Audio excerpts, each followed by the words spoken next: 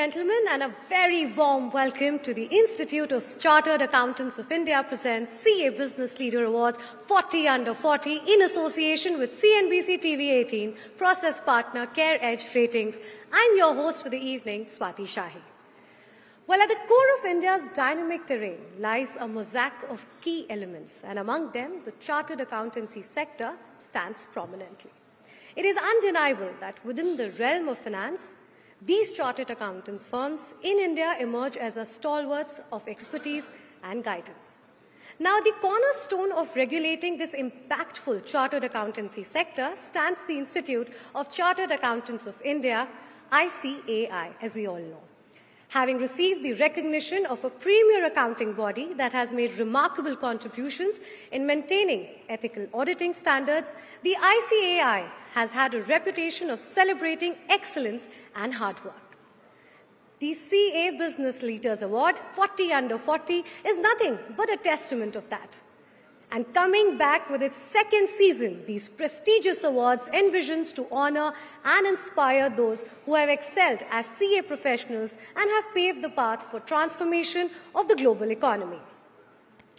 And well, to further acknowledge the efforts of the foundation of the CA Business Leaders Award 40 Under 40, I would like you all to join us for the ICAI motto song.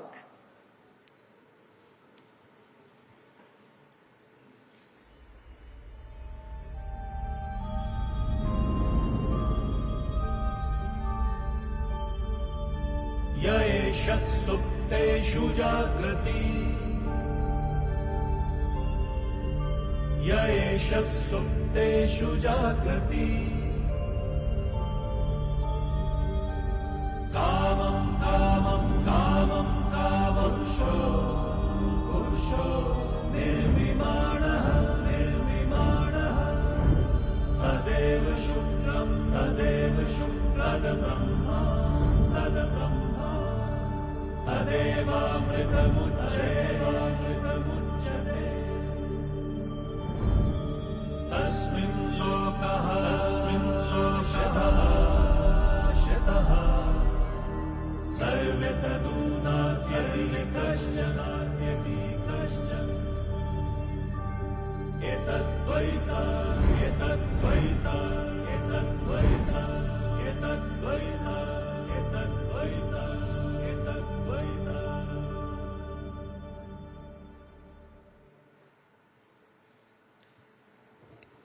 Ladies and gentlemen, before we commence the evening, I would request you all to please start this evening on a high note with a huge round of applause.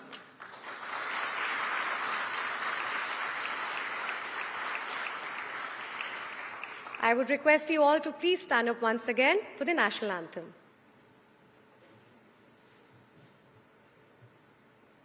जनगण मन अधिनायक जय हे भारत भाग्य विधाता पंजाब सिंध गुजरात मराठा द्राविड उत्कल गंगा विंध्य हिमाचल यमुना गंगा उच्चल जलधि तरंगा तव शुभ नामे जागे तव शुभ आशीष मागे गाहे तव जय गाथा जनगण मंगलदायक जय हे भारत भाग्य विधाता जय हे जय हे जय हे जय जय जय जय हे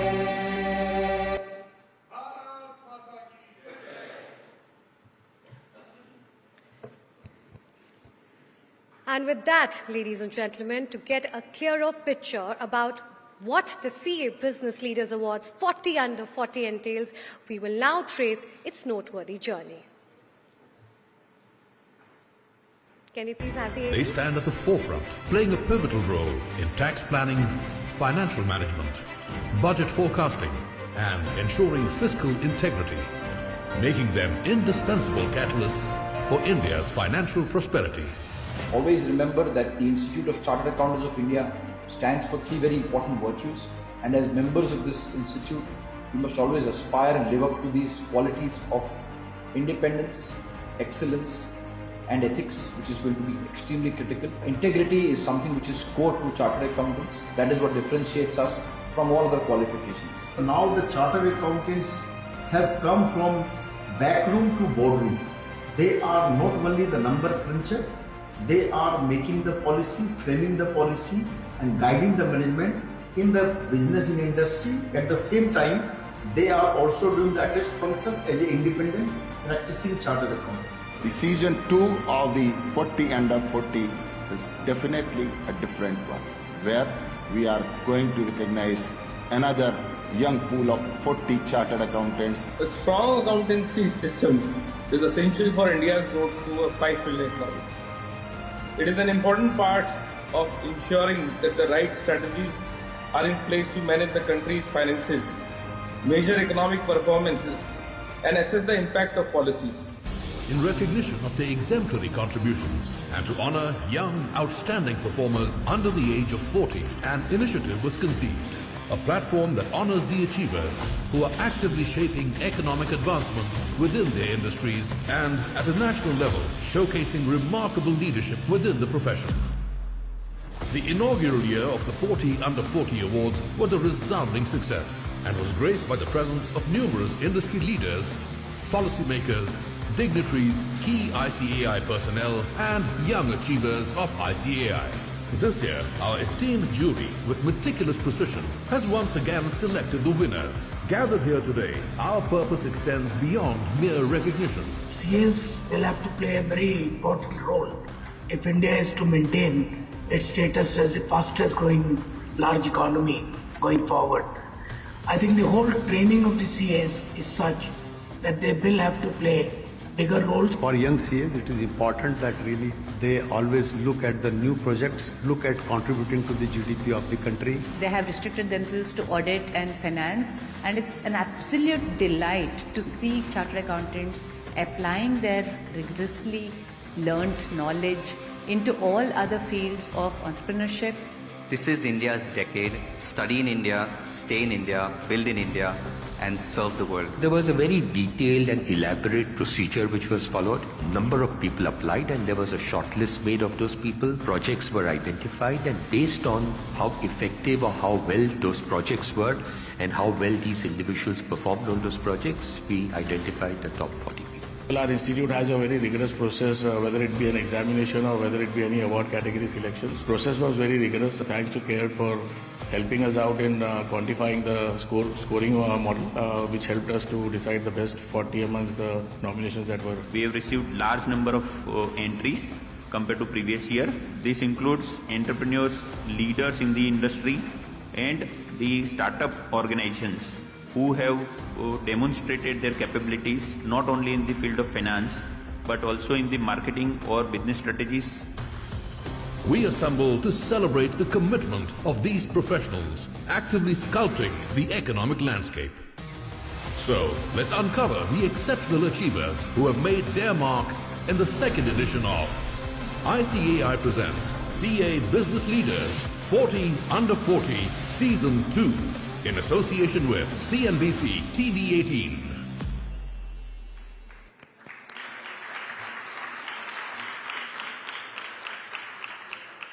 And now moving on with the evening, I would now like to take this opportunity to invite on stage CA Durgesh Kabra, Chairman CMIB ICAI, for his welcome address. Please welcome him with a huge round of applause.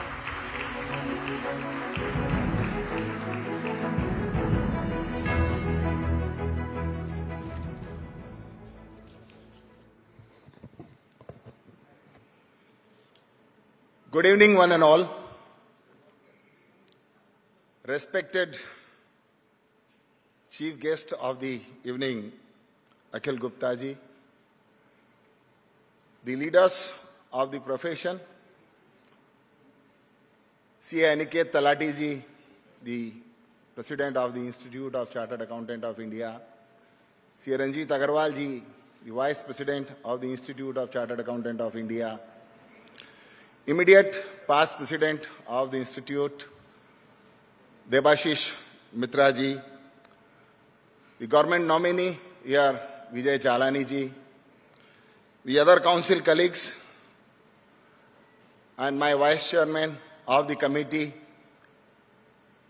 Rohit Ruwatia ji, Gyan Mishra ji, Dheeraj Khandelwal ji, Chandrasekhar Chitle ji, Shri Priya ji, Piyush Chhajar ji, Hansraj Chugh ji,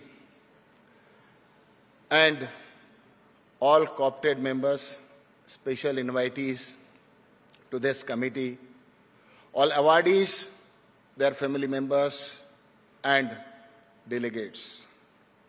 I welcome you all to this Season 2 of the CA Business Leader Awards 40 Under 40.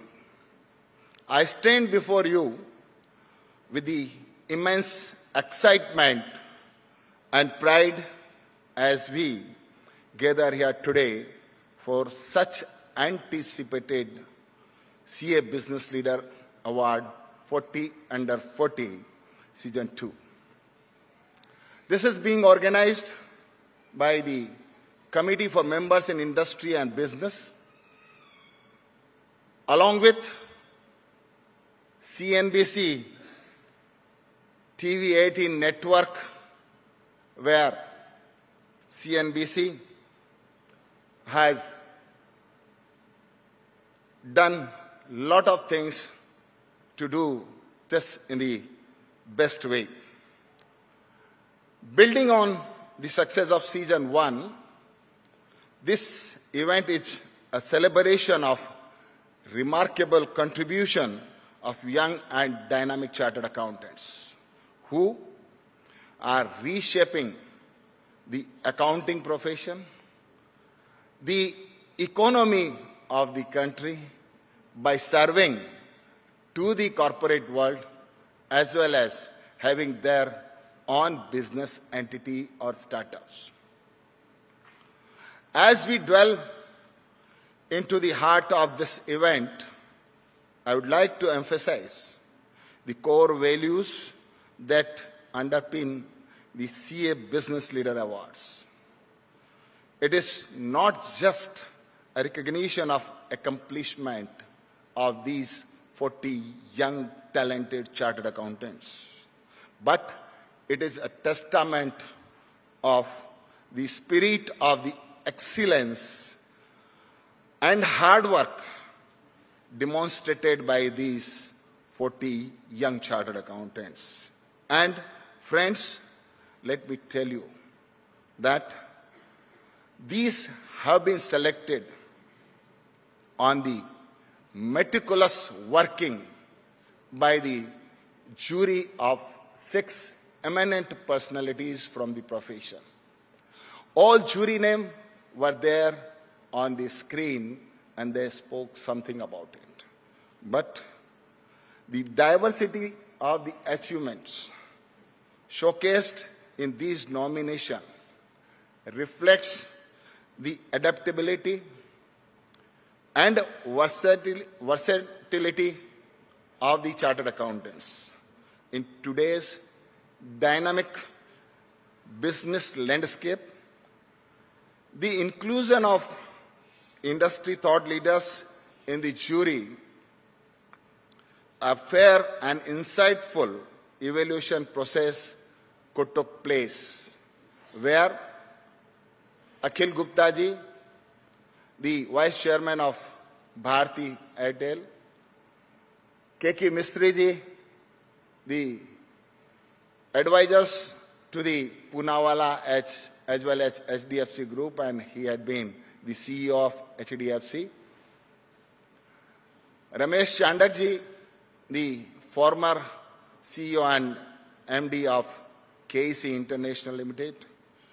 Vishakha Aram, the CEO and Managing Director of India First Insurance. Then Sunil Agarwal, the CFO of Life Insurance Corporation of India. Harsh Shah, the CEO of IRM India affiliates. Friends, these were the people before whom 348 nominations which were received by us. Last year, the numbers were less. This year, we got 348 nominations. And these 348 nominations were taken care and processed by Care Rating Limited. Their team has done wonderfully well. And they have given certain lists to discuss before the jury. Jury using their professional skepticism, their ability to judge the right person. I think they have chosen the top 40 young leaders, and those young leaders are going to be recognized today in presence of all of you. And I'm sure, friends, that these awards serve as a beacon, inspiring the next generation of the chartered accountants to strive for greatness and contribute meaningfully to the profession. I once again extend my warmest welcome to all of you who have gathered here to witness Season 2 Award, which is known as CA Business Leader Award 40 under 40. And friends, these are going to be the brand ambassador of ICAI, and where there will be motivations to the youngsters in time to come. Friends, with these words, I welcome you once again and thank you very much. We'll move ahead over to the MOC.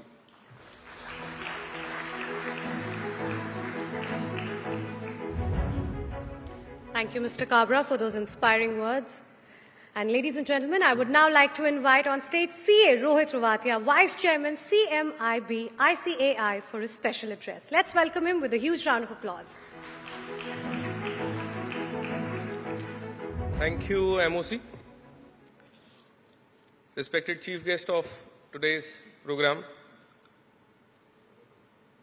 Akhil ji, Honorable President Aniket Talati ji, Vice President Ranjit Agarwal ji. I can see our immediate past President Devashish Mitra ji here, smiling. Our government nominee Vijay Jalani sir, Council Member Anuj Goyal sir, Rajkumar Adukia ji, Piyush Chhajer ji, Gyanchand Mishra ji, Shripriya Madam, Chitle sir, my Chairman Durgesh Kabra ji, the Chairman of the committee, Hansraj Chuk sir, other council members, all the awardees and their family members, and all the delegates, and all the jury members and committee co-opted member and special invitee, and the team of CNBC and the team of the institute. A very good evening to one and all. Today I am honored to be here as the Vice Chairman of Committee for Members in Industry, and we are thrilled to bring here amongst you all the second round of the Season 2 of CA Business Leader Awards. Our first season was very successful, which we can clearly see by the number of nominations which we have received this time. Friends, we have received 5 times more nomination this time, which we received last time. Last time we received 65 nominations. It was for the very first time. This time we received 348 nominations, and you can understand कि कितना fight था, कितना competition था. 350 में से 40 लोगों को select करना. So our jury has done a wonderful job in selecting the best of the leaders of the profession, because I can very well say there are 2 people in the council. One is our Honorable President Aniket Talati, who is below the age of 40, जो कि directly interested party हैं, जिनको हम बार-बार कहते हैं कि he is the most deserving candidate to be there for the 40 under 40. And another one is in front of you. I am speaking. I am 35, and I am the council member and speaking. So whenever I used to be there, because for me, with the blessings of my almighty parents, friends, relatives and members, of course, I am the youngest managing committee member of any other branch, subsequently youngest regional council member across the country and youngest central council member across the country ever in the history of the institute at all the 3 forums. So that way, this represent ki it becomes a clear cup of tea for me, but unfortunately I cannot participate. But yes, God is so kind enough on me that I came on the other side to give the awardees. तो अब मैं 40 अलग-अलग photo में आऊंगा, पहले एक ही खींच थी. So friends, it is a great day for all of us. This is second time we are doing it, and I believe we will continue to nominate and to award the top leaders, the young professionals. क्योंकि अक्सर ऐसा होता है कि youngsters को कहा जाता है अभी बहुत टाइम है, आगे और करना. But youth जो है वो हमारे देश की strength है. 65% of the population of the country is below the age of 40. तो हम लोग mass represent करते हैं. Honorable Prime Minister भी हमारे youth के ऊपर focus करते हैं और हमेशा कहते हैं कि youngsters जो है उनमें जितना innovation है उन लोगों को आगे आना चाहिए, तभी हमारा समाज आगे तरक्की करेगा. Our country is heading towards one of the largest economies in the world, and we believe कि अगले 10 साल के अंदर हम top 2, top 3 world की largest economies में से होंगे. And I always feel it that yes, किसी भी देश की अर्थव्यवस्था तब तक मजबूत नहीं हो सकती जब तक उस देश का जो प्रोफेशनल है वो उसके पीछे नहीं लगता. और हम जो 4 लाख मेंबर्स हैं इस देश के अंदर, we 4 lakhs members of the profession, members of the institute, and I am happy to share we are the world's largest accounting body in the world. World's largest accounting body. हम अब तक कहते थे, जब हम पढ़ते थे तब हम कहते थे second largest accounting body है, but today we are the world's largest accounting body in the world. And जो देश की अर्थव्यवस्था जो आज हम 4 ट्रिलियन के नजदीक हैं और आने वाले समय हम 10 ट्रिलियन तक पहुंचेंगे, 20 ट्रिलियन तक पहुंचेंगे, ये इस देश के चार्टर्ड अकाउंटेंट के सपोर्ट के बिना नहीं हो सकता. This I always say, and the country also believe, the society also believe. Today is a great day for all of us. I would like to share certain initiatives taken by the committee, because आप सब लोग यहाँ आए, award आप सब लोगों को मिलना है, जो सेशंस होंगे वो भी सुनेंगे. But definitely I wish to communicate what all initiatives the committee is taking. The Committee for Members in Industry and Business. We are organizing the orientation programs for the newly qualified chartered accountants. We are doing the HR meets. We are doing the CFO meets across the country. We are doing the campus placement. ये campus placement 1996 से चल रहा है. उस समय first time 50 लोगों को नौकरी मिली थी अपने इंस्टीट्यूट के प्लेटफॉर्म से, और आज हमारी स्थिति है कि हम 3000 से ज्यादा चार्टर्ड अकाउंटेंट को इंस्टीट्यूट के प्लेटफॉर्म से जॉब ऑफर करते हैं. और मैं इस जॉब ऑफर में आप सब लोगों का सहयोग मांगने आया हूं. आप सब लोगों को अवार्ड देने के पीछे हमारी स्क्रिप्ट है. हम आपको ऐसे फ्री में अवार्ड नहीं दे रहे, हम आपको इसलिए अवार्ड दे रहे हैं क्योंकि आज जो आपकी पोजीशन है उस पोजीशन के अंदर हम चाहते हैं कि और 40 की जगह 4000 लोग और आप लोग लेके आए नेक्स्ट पीढ़ी को.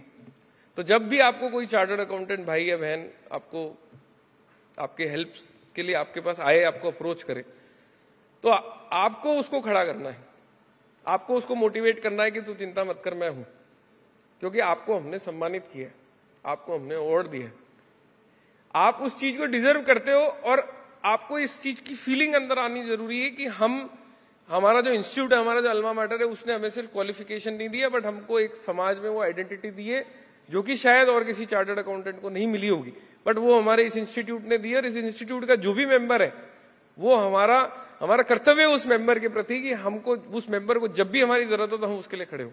और अगर वो खास तौर से अगर रोजगार के लिए आए, एम्प्लॉयमेंट अपॉर्चुनिटीज के लिए आए, ग्रोथ के लिए आए, एडवाइस के लिए आए, हेल्प के लिए आए, तो आप हमेशा उसके साथ खड़े रहना. यही आपका रेसिप्रोसिटी है.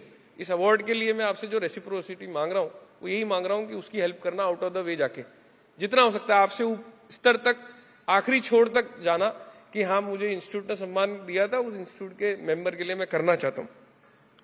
60% ऑफ द प्रोफेशनल पॉपुलेशन जो हमारे मेंबर्स की है वो मेंबर्स इन इंडस्ट्री की है.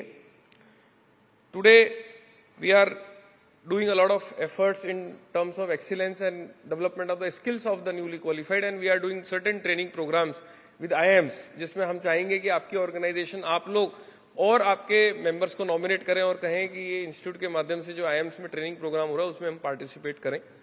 Thereafter, I can see now the chartered accountant is not only doing a practice or into employment, but जिस तरीके के जो 40 लोग जो हीरे सेलेक्ट हुए हैं, वो 40 अलग अलग फील्ड के अलग अलग कीर्तिमान स्थापित करने वाले लोग हैं. तो वी कैन अंडरस्टैंड कि कितनी डाइवर्सिफाइड फील्ड हमारे प्रोफेशन की हो रही है और हम कितना आगे बढ़ते हुए जा रहे हैं. तो things are changing very fast and I am happy to share कि आज जो देश की 100 यूनिकॉर्न है उसमें से 6 यूनिकॉर्न के जो फाउंडर्स है वो चार्टर्ड अकाउंटेंट है. तो आप अंडरस्टैंड कर सकते हैं कि कहाँ IIT IIMs की बात होती थी, बट आज चार्टर्ड अकाउंटेंट्स का जो स्टेक है वो हर कोने में है, हर एरिया में है, हर फील्ड में है. तो अपने आप को खाली एक एरिया पर रेस्ट्रिक्ट नहीं रखना. इट इज अ क्वालिफिकेशन जिसके माध्यम से हम अपने आप को और कितना रिफॉर्म करके आगे बढ़ सकते हैं. अपनी बात को मैं कंक्लूड करते हुए 2 इंपॉर्टेंट चीज आप सबसे शेयर करूंगा. Importance of the use of social media. हम सब लोग प्रसारित हैं, सोशल मीडिया पे भी रहते हैं. आज जो भी फोटोग्राफ खींचे बड़े प्राइड से उसको शेयर करना, इंस्टीट्यूट को टैग करना, CNBC को भी धन्यवाद देना और अपने आप को एक फीलिंग के अंदर लेके जाना कि हाँ मेरे को रियल के अंदर कोई अचीवमेंट प्राप्त हुआ है. और फ्यूचर के अंदर भी जब भी आप सोशल मीडिया को यूज करें तो इंस्टीट्यूट के प्रति वो भाव रखें, एक फीलिंग रखें कि yes this is the institute, I respect, this is my alma mater, जिसने मुझे आज मैं जिस भी पायदान पे हूँ वो इस इंस्टीट्यूट के कारण, जिस भी पोजीशन पे उस इंस्टीट्यूट के कारण हो सकता है मैं बहुत बड़ा आदमी बन गया. I met yesterday my chairman was sharing one instance to before I conclude कि 6 जनवरी को हमारा ICAI का मेन अवार्ड है, उसमें हमने कुमार मंगलम बिरला जी से रिक्वेस्ट करी. तो उन्होंने कहा एक दिन डेट का इशू था, बट ही शेयर्ड मी कि उनकी आज दिन तक मेंबरशिप एक्टिव है. So he is an active member of the institute, the Kumar Mangalam Birla. So मैं urge to all the professional members कि आप लोग भी आपकी मेंबरशिप को कंटिन्यू रखें. आप आपके ऑर्गेनाइजेशन में भी पॉलिसी लेके आए कि आपके जो भी लोग हैं उनकी भी मेंबरशिप कंटिन्यू रहे और रिन्यू रखें. सो मैं इसी बात के साथ अपनी वाणी को विराम दूंगा. आप सब लोगों ने मुझे सुना, आज के इस दिन को एंजॉय करिएगा. मेरी शुभकामनाएं. Thank you very much. जय हिंद, जय भारत, जय ICAI.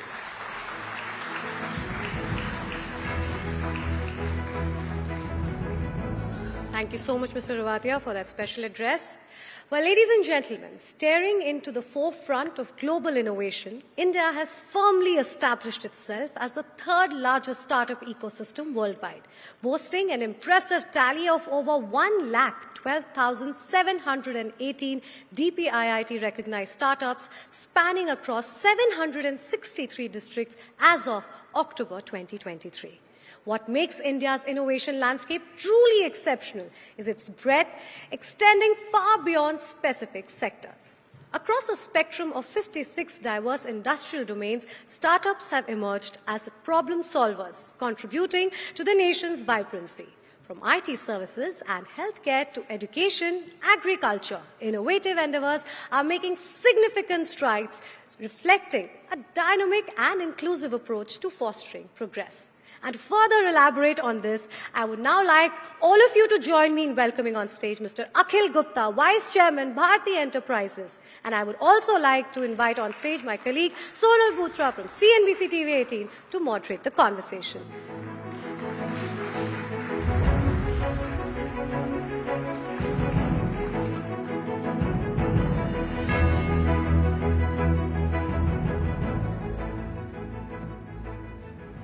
Good evening, everyone. It's such a pleasure to have all of you here. It's a Monday evening and this room is full, so definitely this tribe is thriving and growing, so a lot of power to all of you.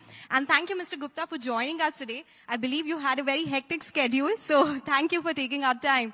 And as my colleague Swati was just telling us that India has become the startup hub. All we can talk about in the last couple of years is how this arena has grown so much. But there has been cyclicality. We did see that boom in 2020, 2021, and there have been some concerns now. So how do you see the government structure right now when it comes to startups?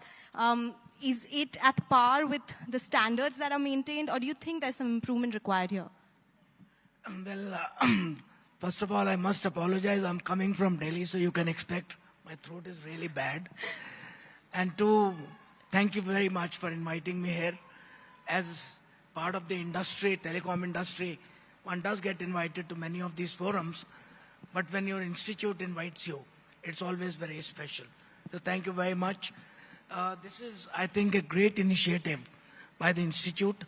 The 40 under 40 is recognition of people who, to my mind, are going to be the backbone of the economic development of this country.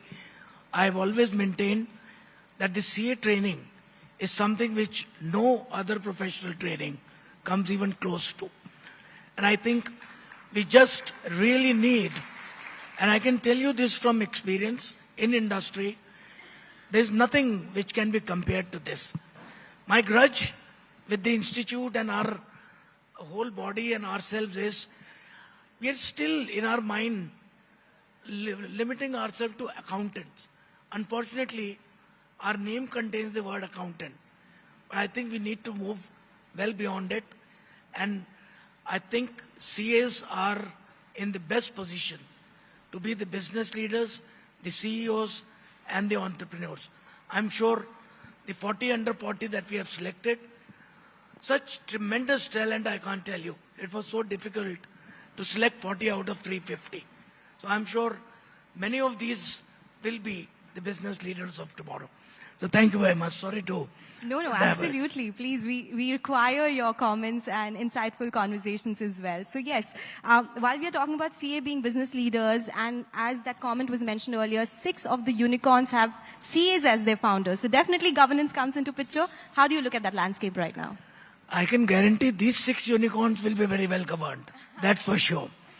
But unfortunately, for many others, it's not a very happy situation. We all know the governance standards at many startups are leaving much to be desired.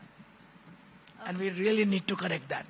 So where do you think things are lacking right now? You've spearheaded a big organization for such a long time. What do you think can be inculcated when it comes to startups? How important is the stakeholder participation here, not only the founders?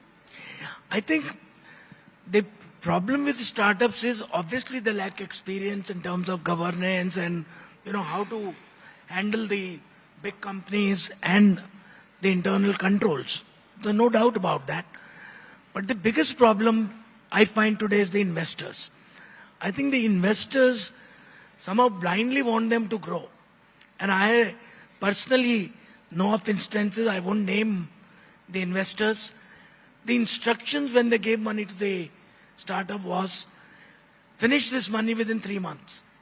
That was the instruction. I'm personally privy to these. And I'm aghast. How can you have the sole aim of finishing the money?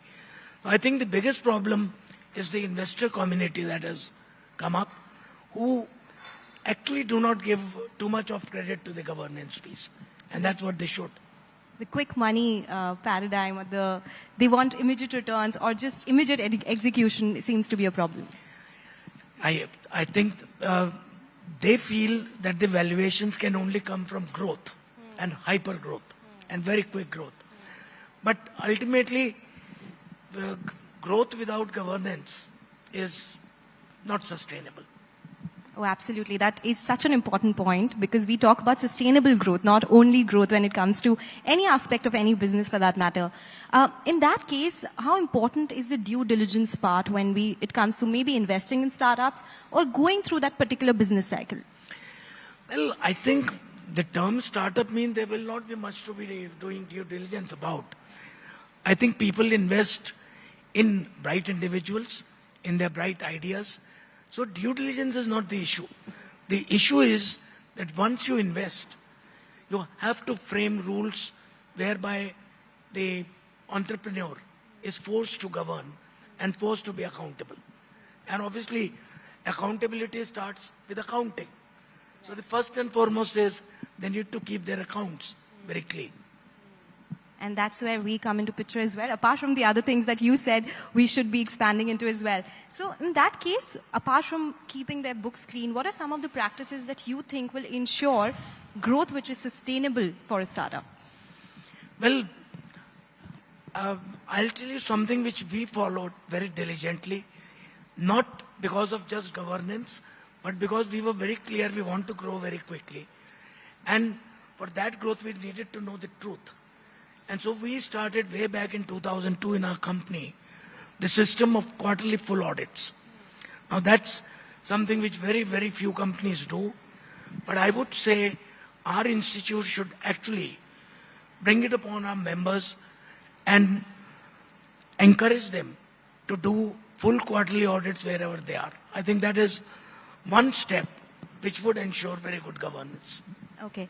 So, in all this, we are talking about tech startups. We are talking about data being the new oil. We are talking about how data has taken its place in everyone's life. In startups, how important would data security, cyber security be? Because I think most of their business are dependent on that.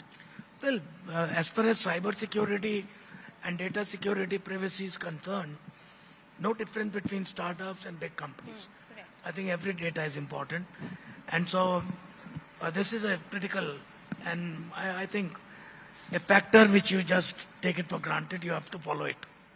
Yes, because as we were talking about, it has overtaken every aspect of our life generally as well. Now, we are talking about business considering valuations as well. We are talking about how this is the big sector which everyone is focusing on as well.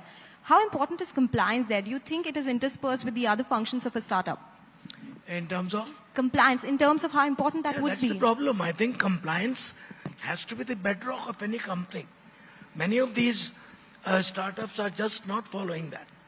And so that's something which the investors, every stakeholder has got to demand. People have to be compliant. So as a person who's been in the industry for so long, spearheaded such a huge organization, what would your advice to the startup founders who are maybe starting right now or those who are on that journey to become a unicorn be? I think my only advice to them would be that, when businesses are growing, it's not unusual to have losses. You do have losses. So don't be afraid of losses, but just don't try to hide them.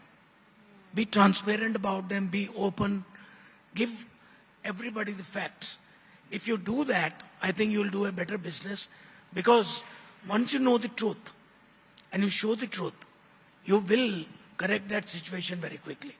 There's no alternative to truth, right? Yeah, so, is the startup ecosystem still looking very attractive? Is that something that you are looking at or generally investors are looking at as well? What is your take here? Yeah, absolutely. I think the startup ecosystem has become so strong in India and it's got a great future.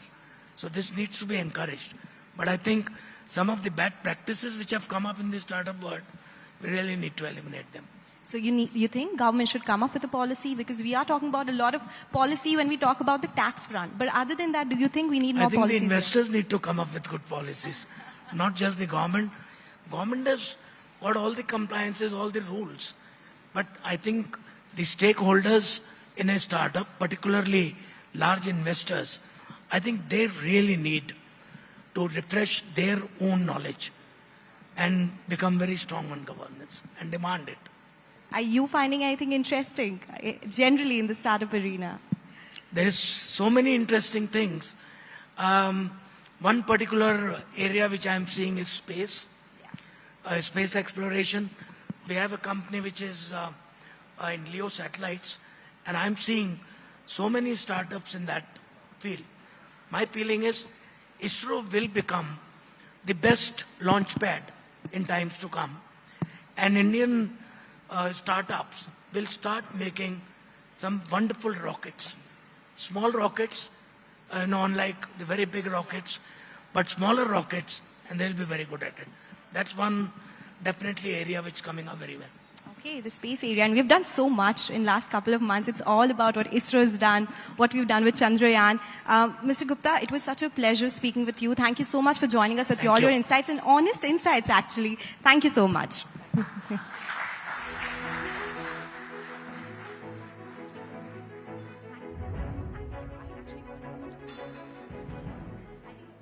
Thank you so much, Sonal. And sir, I would request you to please remain on. Mr. Gupta, thank you so much for an insightful chat. I would request you to please come back on stage. And I would now like to also invite on stage CA Durgesh Kabra and CA Rohit Ruwatia to please felicitate Mr. Gupta.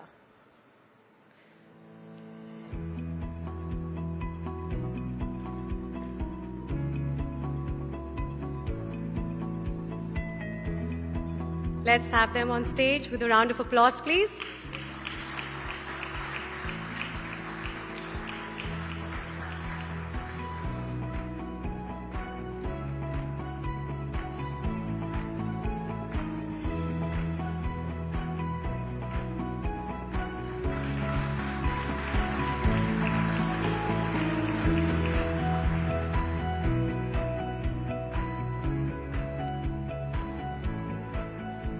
Thank you so much, sirs. Well, the nation has accelerated its journey towards becoming a $26 trillion economy by 2047, which would establish its position as the third largest economy globally. This vision, however, is not just limited to a mere financial perspective.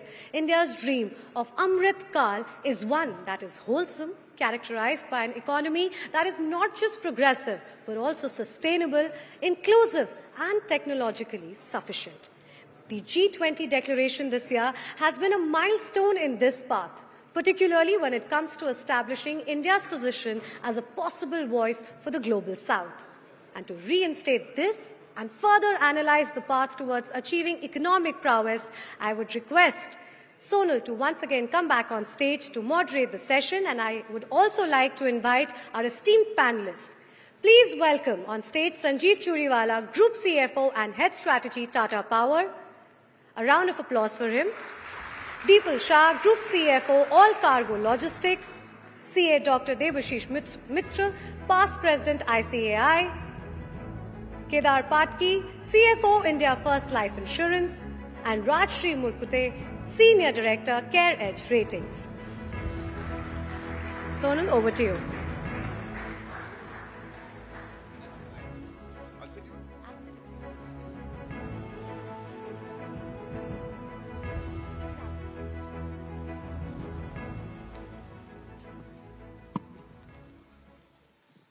Okay, all right. So we are on to the next very interesting discussion. We are talking about big plans that India has, and absolutely the community is contributing a lot to it. But we do have an August panel sitting here from different sectors that will contribute to this growth. So thank you so much, gentlemen and lady, for joining us this evening. Well, Mr. Churiwala, let me start with you, because we've been talking about India overtaking China in terms of population. Definitely it comes with a lot of responsibilities, and one of the biggest one is energy security here. How do you think the transition that India is talking about, majorly it's by 2070, but renewable has been a big focus. What is your take here? Are we on track? Are we exceeding those targets, or do we need to do more? I think this is a question I can keep on rattling for us. But let me try and summarize, and I have to be mindful that the August gathering here are folks with high IQ when it comes to the financial data and numbers. So I need to be really careful. But yes, I think we are in a happy situation. If I really look at where we are today, a lot needs to be done. But let me just set the context a bit. We are talking about energy transition business, what's happening right now. We're talking about also a particular era where we see with every passing quarter the energy demand surging beyond what we have thought.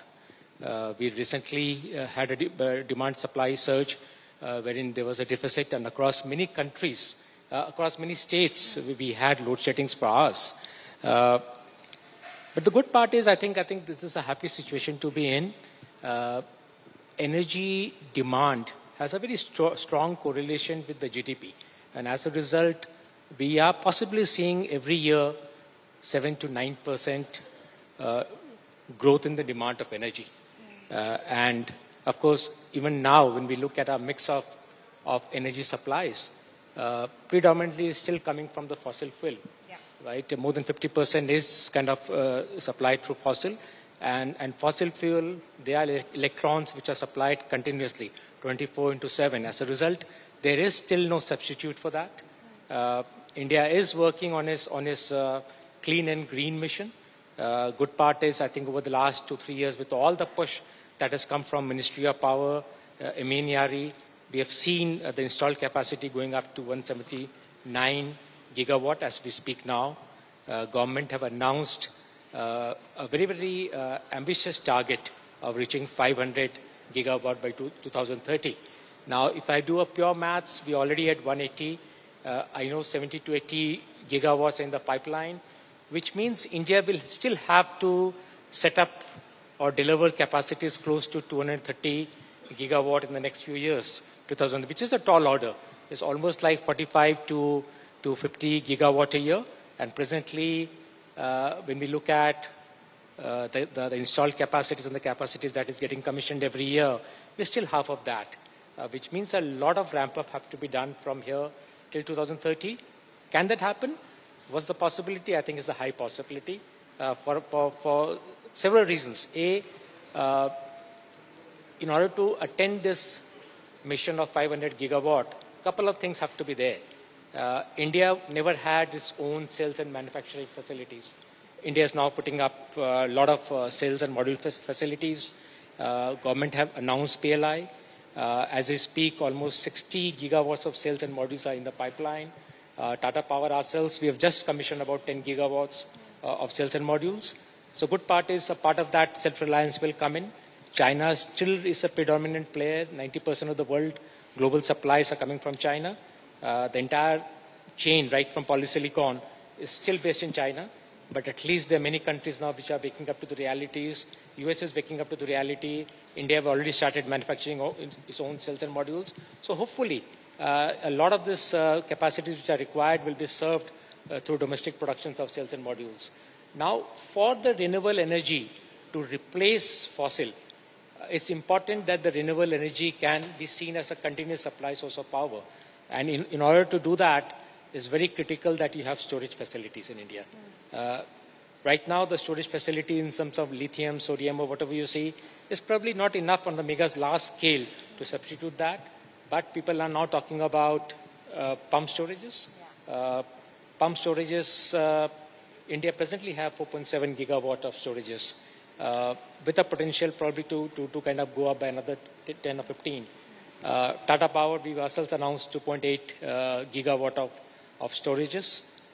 So with the storages coming in, hopefully in the next 3 years, you will see a lot of such supplies happening, which is 24/7.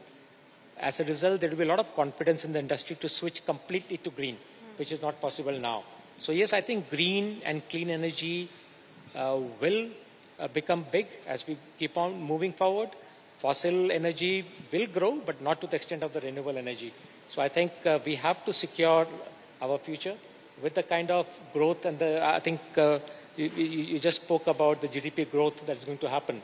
And with the kind of energy consumption per capita, we are close to about 1,300 units only.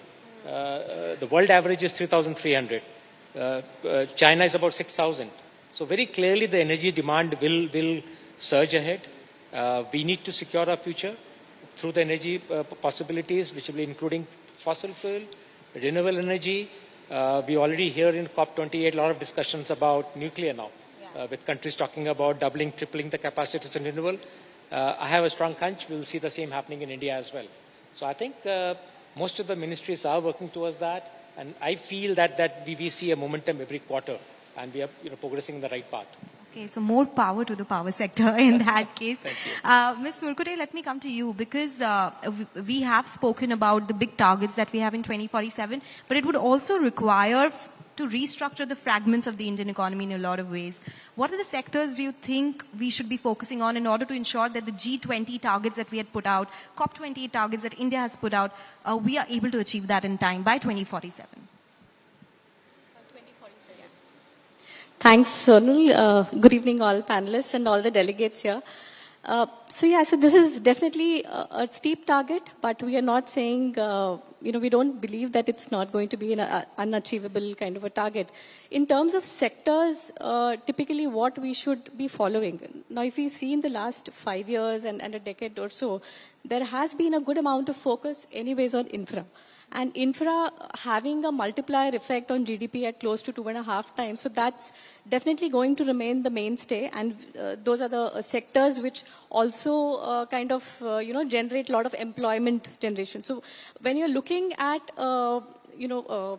increasing the entire GDP growth, achieving a target which we have set a tall order of $26 trillion economy by 2047, we should be clearly harnessing the entire capabilities that we have. One, in terms of innovation quotient, so be it healthcare, be it IT, we have a huge skilled workforce that is already available with India. So that is one key area that we should be focusing on. Secondly, in terms of all of the subsegments of infra, be it logistics, be it construction, the base construction, textile, auto, you name anything. And a vast amount of opportunities are also building up in each of them. So at the same time, we should be also mindful to have that these sectors also provide for the sustainable growth and an inclusive growth, having more representation from micro markets, gender profile also kind of gets addressed. So once we're able to attract talent, harness them, we are definitely going to continue building on our strengths and have the best of the global majors increasing their foothold in India. And that, in a nutshell, would allow us to achieve the GDP growth that we have. Okay, so the GDP growth, for that we need tax growth as well. Mr. Mitra, because in G20 there have been a lot of conversation around taxing the digital economy. We have spoken about global minimum corporate tax. How important are these reforms in order to meet the targets that we have in terms of growth? Thank you very much. Yes, you see, that is a reform. You see, we have been always, every finance minister, when he or she, speaks about the budget, they're always talking about ensuring that the tax net is more inclusive, that it gets widened. Now our tax to GDP ratio is not very high. It might be about 12%. So you see, it has to be increased. For example, in Spain, Portugal, they might have it more than 30% tax to GDP ratio. So you see, that I'm sure, requires enhancement. But she was talking about technology. I think with technology coming in, even now, for example, we have this faceless assessment taking place. We have an annual information statement taking place.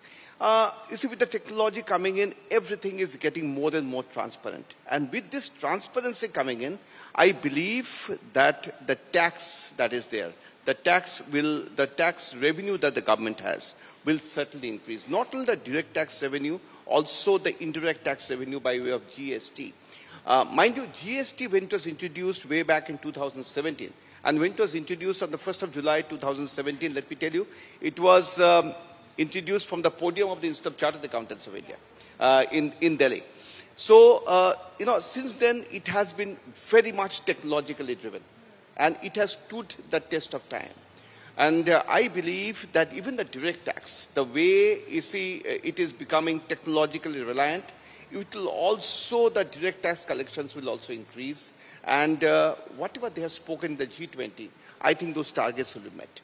Okay, so that's interesting. You spoke about technology, that's interesting. So let me come to you for that next question, Mr. Patki, because insurance for all is one of the other targets that we have put out, IRDA, that is. How important will technology be in that case, and what are the challenges in reaching that particular target? Yeah, thank you.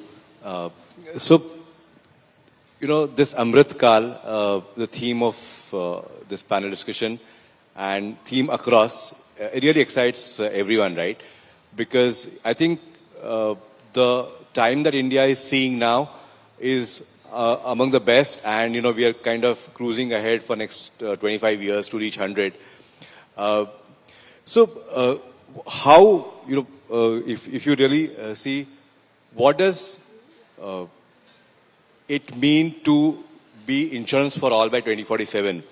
And I'm excited not because I'm only from the part of the industry, but I have worked in economies where everybody is insured to the level that they just stop worrying and start living. And, I'm really happy that the government has taken up this initiative. We've got a very kind of dynamic regulator now who has kind of given us, enablers over the past couple of years to make sure that, we really achieve it. I think it's basically for us as an industry to achieve. Now, what are the issues? I would initially say there are more enablers than issues. But if I have to really talk about issues, one essentially is that insurance in India is still a push product. It is bought, it is sold, not bought. So it's essentially about creating that awareness and making people realize that it is essential for them to make sure that they transfer their worries. And from that angle, I think all of us have a role to play. Just to share with you, the regulator last year has, in fact, there are around 24 companies today. We are actually assigned one state each to make sure that the awareness goes up. So I think it's a big challenge and big opportunity for us. And we're working towards it. So that's one challenge. I think the other concern today is that it is, apart from pension, it is the single most financial instrument which helps you save for the long term. And for some reason, there is a comparison with other financial instruments which are typically short term to manage your money. I think that shift in mindset is something that we need to work on as an industry, right? So I think, to sum up, I think there are more enablers than challenges, and I think it's just a matter of us as an industry really coming forward and working on it. If I have to talk about how technology can enable, right? I think it's just, last decade or so we have seen insurance really shooting through the roof. I'm happy to say that industry has on average grown 1.8 times the GDP growth. So we are one of the kind of lead into growth of GDP. I'm happy to say that. That has been enabled by technology. I think, generative AI is not a buzzword, it's a reality. I think it's really helping. I think there are infinite possibilities. I think we are just kind of scratching the surface in terms of what it can do. The other thing that technology is able to do for us is build that intelligence through data analytics into the way we underwrite risks. And things have changed, and I expect them to continue changing for at least next decade or two. That's the possibility. I think the third thing is about getting insights into the customer mind. I think that's the biggest mystery that every entity tries to solve, want to understand what customers want. And technology is really helping us get that insight. And I think technology is going to be a big enabler for us in, to achieve insurance for all by 2047. Okay, that's very helpful and very interesting that insurance is actually a push product till now in India, and we need to work on that. Well, Mr. Shah, I'm coming to you towards the end. Also a reason because we can make different products, but we need logistics for them to reach the end point, right? So when we are talking about the 2047 targets, how can an efficient logistics sector help there? What are some of the parameters that you are looking at that would enable our 2047 goals when it comes to the logistics space? Thanks, Sonal. Yeah, very rightly said, logistics is required. So I'll just share a small anecdote. I was addressing a B school and the student asked me that, aren't you as a logistics company afraid of so much of digitization and e-com? So I asked him, how did you get your shoes? I mean, what did you order last? And he said, I ordered shoes. I said, how did you get them? Did they come through the computer? No, somebody came and delivered. So that's the significance of logistics, right? So logistics will be there. It's brick and mortar, but it will always be there. Of course, until 3D printing comes of age, but I think that's very far away. Coming to the significance and the importance of logistics, let's understand one important thing is that if India were to grow and have the aspiration to be a manufacturing hub, which it is planning to have, and also it addresses a lot of our long-term concerns on employment and being a power in the world economic arena. There, in my view, is an efficient logistics is extremely important. It connects all the dots because the average cost of logistics currently is close to 12 to 14% in India. Of course, we don't have exact numbers because there's a lot of, the sector is not fully formal, but close to 12 to 14%. But if you go average to a large developed economy, the average cost of logistics ends up somewhere between 7 to 9. So that leads us into a lot of, not being efficient and being uncompetitive. Being uncompetitive leads us into a situation where we cannot grow the manufacturing hub over here. I mean, it's very, very difficult.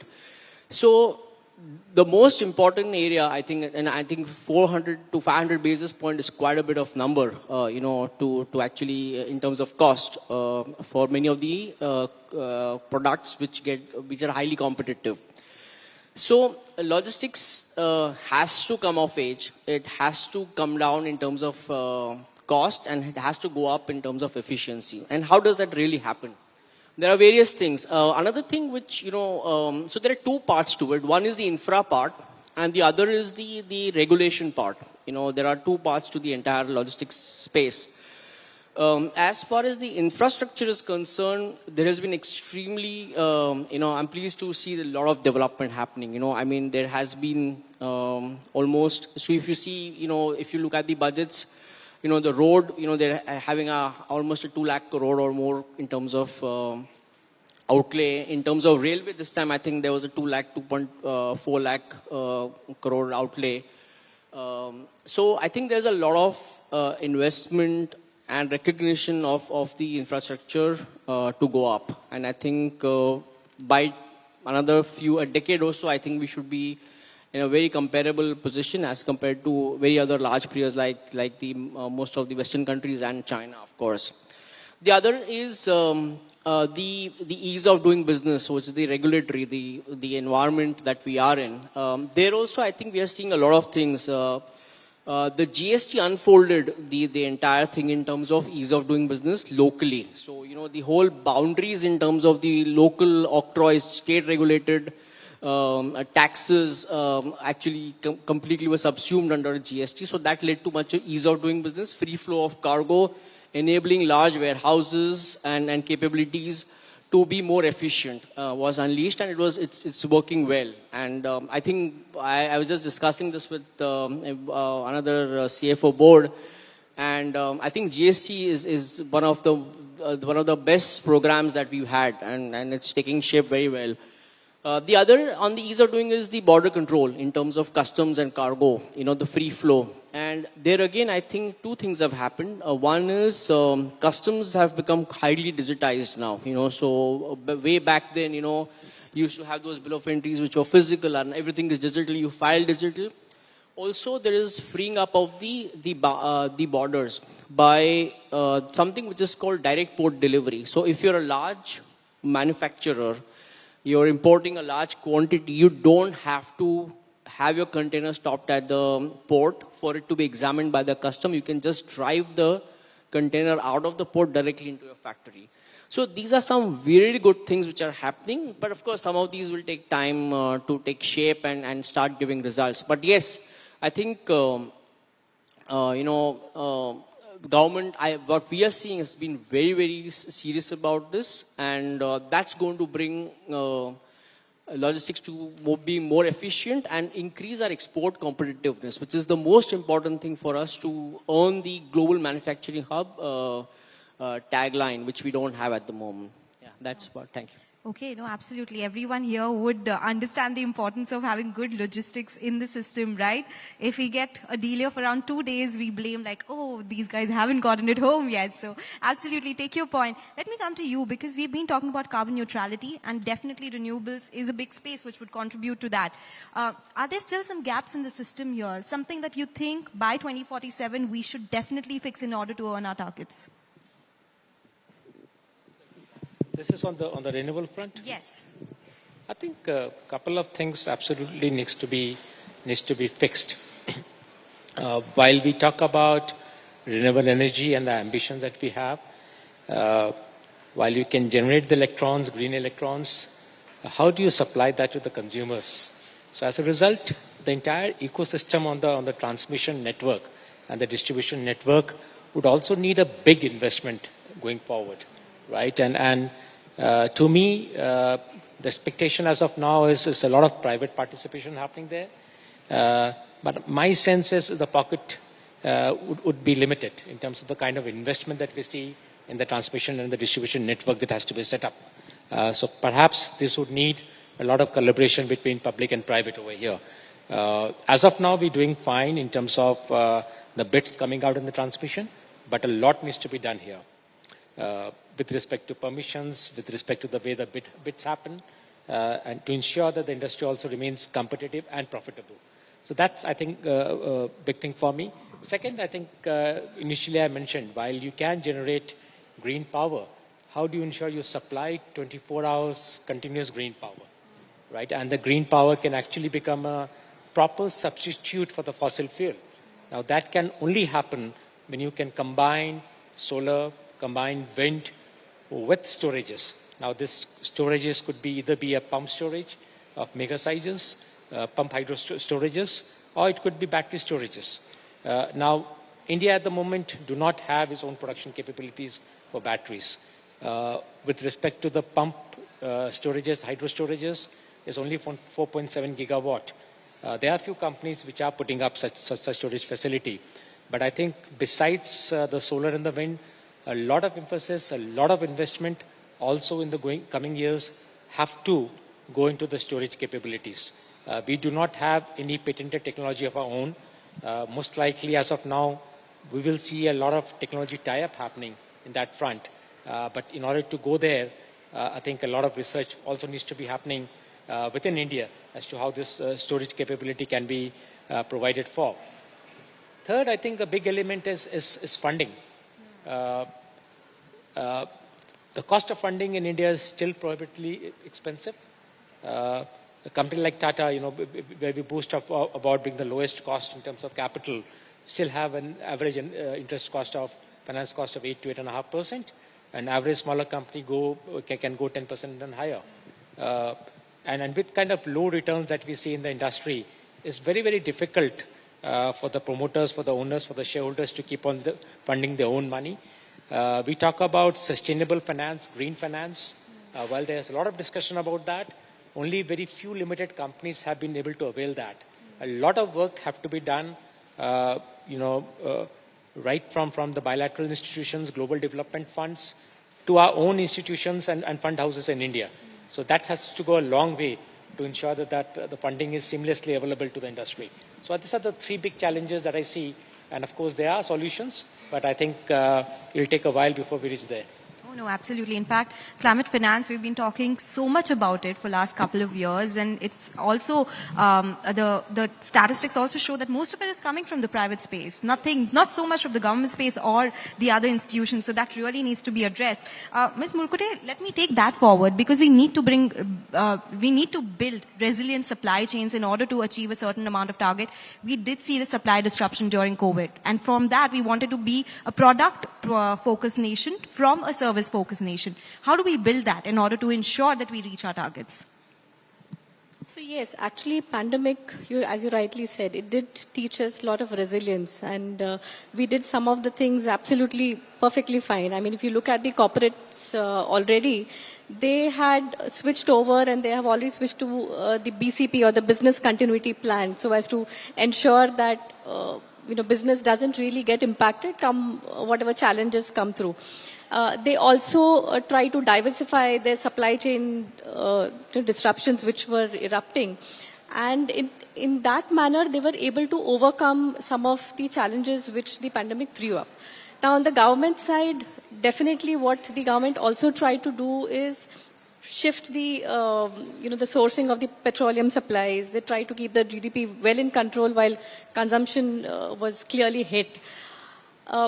So in that context, the entire focus of the government, when it has already emphasized that Make in India, the manufacturing hub, all the expertise and the capabilities have to continuously build up in the Indian context. We have already seen a lot of PLI reforms being introduced and they have yielded results as well. So that piece needs to continuously improve and continuously gain more focus, so that most of the supply chain related disruptions that we have seen in the earlier years, which has started coming down, that is addressed. And we should also become the supplier to many of the global counterparts that we've already started doing. If you take the example even of the energy side of it, with the China Plus One strategy, most of the global players, Europe has already shifted their focus to procuring it from India. So that's how we have also increased our manufacturing capabilities. Costing is one thing that maybe over the time we'll be able to address and get the other side of it. But that's one big area in terms of the manufacturing aspect which we should be looking at closely. And second thing is also on the soft skills which we have and the the entire technical workforce that we have. This in a method will be kind of putting across the right results across to all the global majors to indicate that the mind, the policies, the strategy and the government focus, all of them are playing in tandem. The only bigger challenge for India to put all of this, connect the dots, is the finance, as Sir rightly said. I mean, that's one piece which we are still trying to have as much as possible. But I think to that extent, then the G20 summit that recently concluded, which kind of focused so much on strengthening the multilateral development banks, emphasized so much on climate funding and transition. So that, in a large form and manner, should attract more and more foreign capital inflows to India, and should take care of some of the investments that we so desperately need to revive the entire. No, we do, and we've seen a lot of pledges this time in COP, so that might just continue. Mr. Mitra, let me come to you, because tax, definitely, we have basically concluded that we need money to do anything that we need to do. In that case, what do you think government's focus should be in the next budget? What are some of the tax reforms that you think they should focus on? The finance minister has been already speaking that the taxation has to be intelligent, taxation has to be inclusive, and taxation has to be innovative. See, at the Institute of Chartered Accountants of India, what we do is this: we interact with the government to see that the greatest amount of tax collection is done, and there is the least amount of leakage in the taxation structure. What they are now doing is, first of all, they are pushing all business transactions towards non-cash. Right. That is what they're doing. They're saying that, look, you go for non-cash transactions, you have that much less, investigation from our side. So that is number one that they're doing. Number two, see, what they're trying to do is to what extent we are going to make it inclusive. That is, can we enhance the tax net? Now, you see, all this time, it was very difficult for them to enhance the tax net without the help of technology. So as I said, technology they're using to the greatest possible extent to enhance the tax net. The next point, which is a very controversial point, whether to what extent we can go on turning a blind eye towards taxing agriculture. Right, so see, that is, that's another area, because see, over a period of time, we have not touched agriculture. Right, so see, to what extent we can, go on turning a blind eye towards that. So these are the various areas that is there, but now the government is very happy with its GST collections. In fact, it is better than the expectations that they had. So they are saying that, look, GST collections is good, and what they're doing is, when I said intelligent, they are now, earlier, all these high net worth individuals, everybody, they will go after them and go for the scrutiny. Now the government is saying that, look, we will only go for scrutiny only in selected cases. Others, we shall leave. So what they're doing is, because of technology, they're only being selective in the scrutiny cases that they're doing.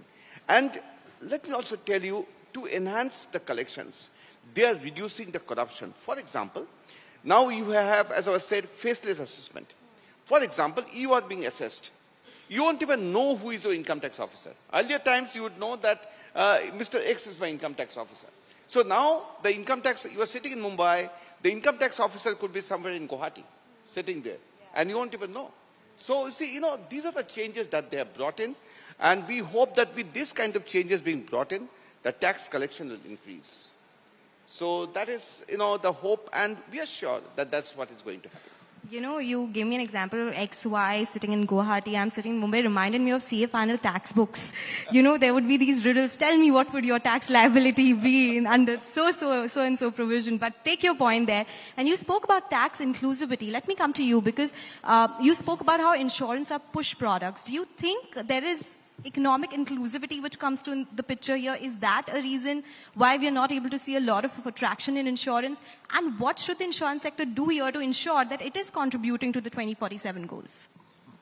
See, I think, as I said earlier, insurance is a push product because people don't see the need for it very well. I think the other reason why we still struggle with, making insurance reach everyone is the whole complex process of buying, right? Especially on life insurance side, we need to understand the intent of the buyer to make sure that there is no ill intent and there is no reason to or will to fraud. So I think that itself is a dampener. And the industry is really working towards it. As I said, right, we're looking at technology to make the process of buying insurance easy and painless. And I think that's one of the hurdles that we are seeing. And, it's essentially with technology, with education, we need to see how we can make it simple, easy. I do take your point. So in that case, just to follow up on that, whatever we saw in budget 2023, it was not so suitable for the insurance space.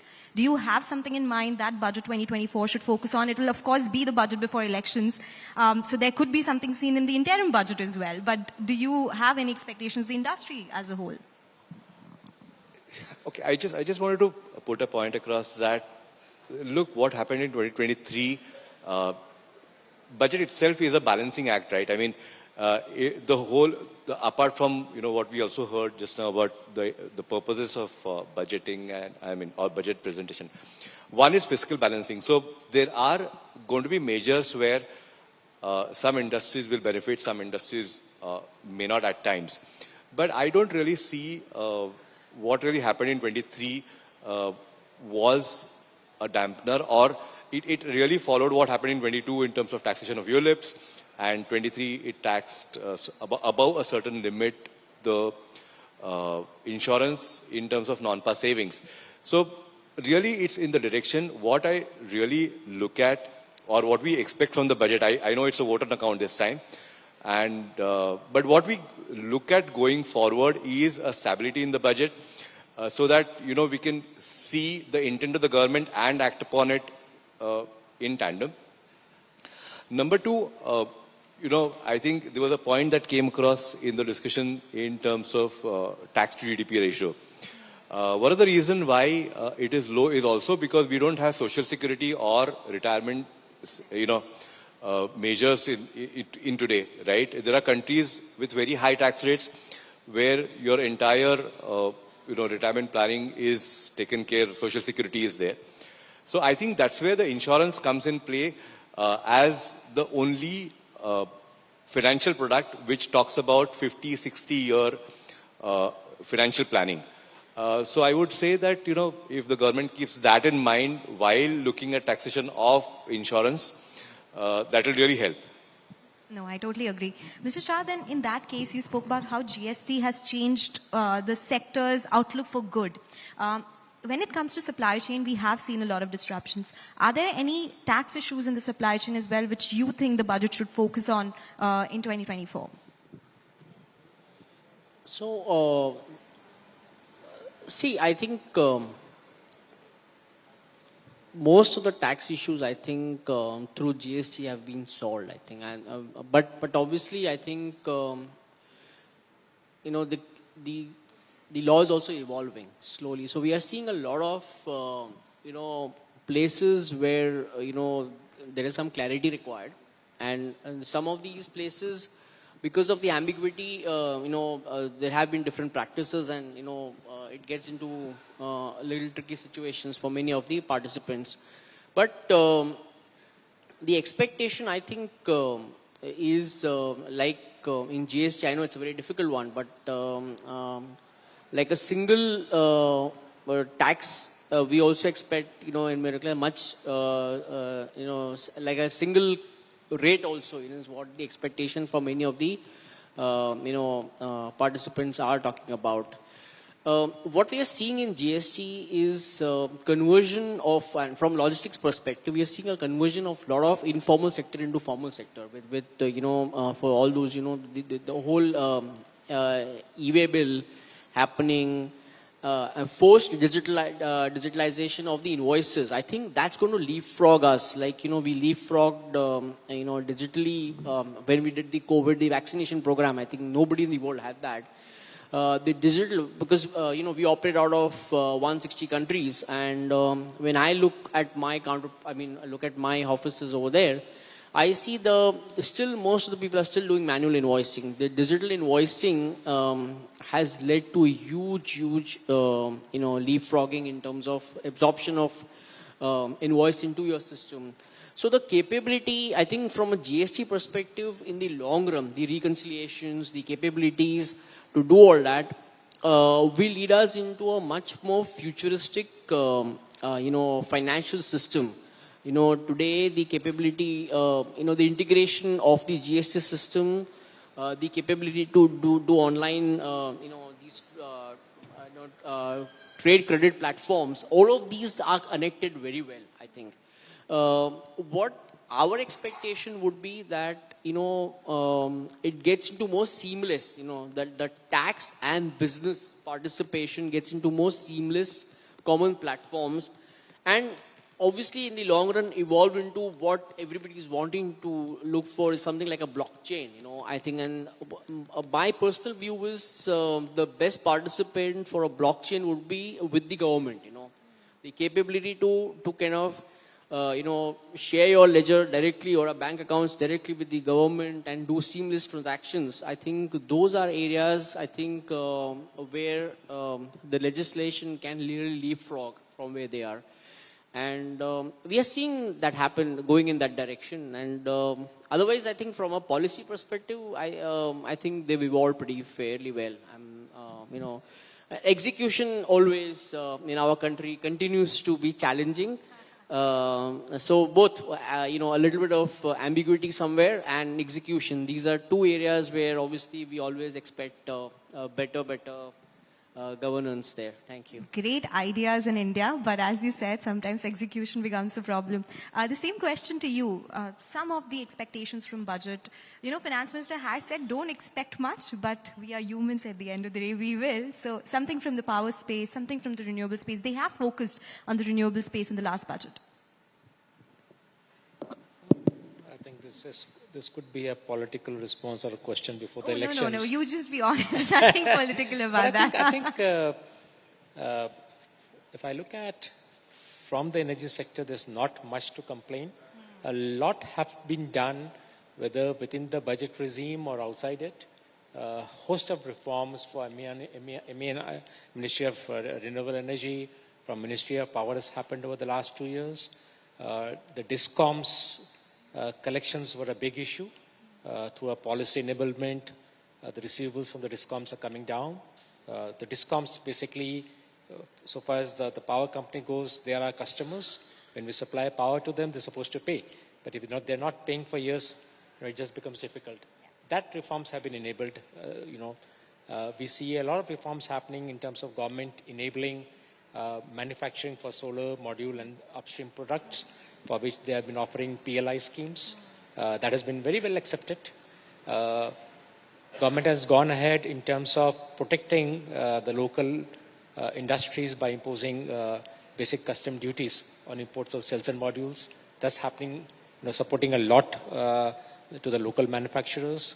They've gone ahead and in terms of implemented the need to use domestic cells and modules for the renewable solar, and that scheme might get extended. When it comes to large power plants, which were in a way created to be supported by imported coal, and some of those power plants have suffered a lot, including one of the power plants that we have. It was just not possible for us to import coal at that high prices, and supply to the end customers. So as a result, the plants were shut. They were not getting money. Again, the government stepped in and it introduced a section called Section 11, where it simply commanded the respective state governments and the procurers to start the plant and said that you have to pay cost plus, right? And there are a host of other reforms that has happened over the last couple of years. We would expect many more reforms to come in. If you really ask me, what are some of the expectation I would have when I look at especially the energy industry, financing, while some enablement has happened, my sense is we'll have to look forward to situations where government will have to create much more development institutions. While there are already a few, but I think it will not be enough given the kind of capex intensive the industry is and the kind of energy transition capex which is required in the next decade in the country. That will have to come in a bit more. But otherwise, I think we are doing better. The corporate taxation for the new manufacturing has come to 15% in line with the OECD requirement. And I think government have done a great job in supporting that, which is across the industry, just not the energy. But because energy industry, especially the power industry, we have resurrected from the coffins. I always use this. If I just go back 4 years back, it was a dying industry. And now this is the industry which is attracting the highest global investments. So I think government should just continue support with all the initiatives that has been granted over the last few years. And I think calibrate it at each of the budget session and see, how that can be extended till such time this energy sector really becomes, enabling the kind of growth that India is going through and ensuring that the security is in place. Energy is the buzzword not only with governments, with, I would say, private players, the investors as well. Look at the stock market. It's power stocks which are just through the roof because there's been a lot of focus. The reforms that you spoke about definitely brought about that change. No, it does matter. 3-4 years back, when I look at Tata Power itself, our total market cap was 10,000 crores. 3 days back, we have reached a market cap of 1 trillion. If I look at the changes that is happening in the industry, especially all the kind of investors that we are attracting across the sector, I think, and this is just like we've always say, this is tightened your seat belt, the plane has just taken off. I think we will see much better prospects in the years to come. Okay, interesting. Let me come to you, ma'am, because he spoke about the plane has taken off. Indian economy too has done that. We did see big capex push that came through in 2023 budget. Do you think that is the course that should be taken again? Is there any new avenue that you would think should be the focus in budget? Any expectations there? I kind of echo Sir's thoughts, in terms of the capex push the infra push rather, has actually yielded very positive results in the last few years. Even if you look at for last 2 decades, for that matter, and we look at the GDP growth on an average 6% is what we had already clocked. This half, it's already beyond 7, and we are saying for full year, the GDP growth should be about 7%. So things are definitely yielding well when there's a lot of emphasis on infra, all sub-segments, be it energy, transportation, logistics, and all the other newer segments, data centers, for instance, right? And in any case, there have been reforms which the government has time and again introduced in the energy sector, be it green hydrogen, and they've included smart metering under the infra status. So long and short, what I think is the infra capex related push is going to continue. The government may not really want to continue or would not kind of encourage more of freebies per se, and would want to augment the tax base, more importantly. So far, the fixed capital formation was more led or spearheaded from the public capital expenditure. Private sector did try to come through, but it happened in phases. So that's one area perhaps where the push would be, so as to encourage more and more private sector participation in the infra piece. And maybe on a longer average close to about 20-30%, maybe a higher capex outlay than the previous year is what my sense is. Everyone would for the love that budget. for sure if there is more focus on growth. Let me come to you then. I have a question for you about other things as well. Reforms for the insurance sector other than taxation. I'm not talking about an approach from the budget perspective, but generally we've seen a slew of reforms coming by in the insurance space. Is there something which you think is great, which should continue, or something that you think the insurance sector is asking for, but and will be required for the 2047 targets? Yeah, as I said, I think there have been many enablers, and thanks to the regulator and the government. I think, I think reforms have come through, which have helped the industry. As I said, it's for us now to really use those enablers and grow. I think one thing that I can say, will be the ask is we have very long-tailed liabilities in terms of, pension liabilities and all. Whereas the financial instruments available for us to invest is, essentially 30-year bonds, very illiquid or very short supply of 40-year bonds. There's nothing beyond that where we can really invest and make sure that we deliver the kind of returns that we are expected to. That's one. And, opening up of derivatives for us so that, we can hedge our own risks. We are in the risk business, taking risks from the policyholders, but we also need our own mechanisms to hedge our own risks. So I think, development, and these markets don't develop overnight, right? I mean, it will take time, but we'll have to look at long-term instruments being available to us. No, that's been an ask for a long time. I totally get that. Now, I come to you because everyone here is a chartered accountant. In the 2047 targets, you've seen this profession evolve over time. You've been in the industry for so long. How will they contribute here? Because so far, as Mr. Gupta was also mentioning here, we are known as accountants, but there's more to that. There's much more to that. So how do we contribute there? Thank you for that question. Very nice. 2047 is the profession that we see it. For us, we are the largest accounting body in the world, but we are not talking about the size. We are not talking about the power that we have. The profession to, really, hold its head high, it has to be respected, and, it has to earn its own dignity. For that, the profession must act as a partner in nation building. The destiny of the nation must be intertwined with the destiny of the profession. That is so very important. Now, all this time you have been asking me questions on taxation, right? So, the common feeling is that we are accounts, audit, and tax. But this profession, in the recent times, has moved to newer areas. For example, you will be very surprised to know, only about a month back in Abu Dhabi in the World Investment Forum, the UNCTAD, that's the branch of UN, they gave us the award for being a leading contributor towards sustainability. So we are, doing so much on sustainability front. Since we talk about G20 is there talking about sustainability, and the Institute of Chartered Accountants of India, we had this Sustainability Accounting Standards Board right from 2020, even before these became buzzwords. Now, we also have this forensic standards.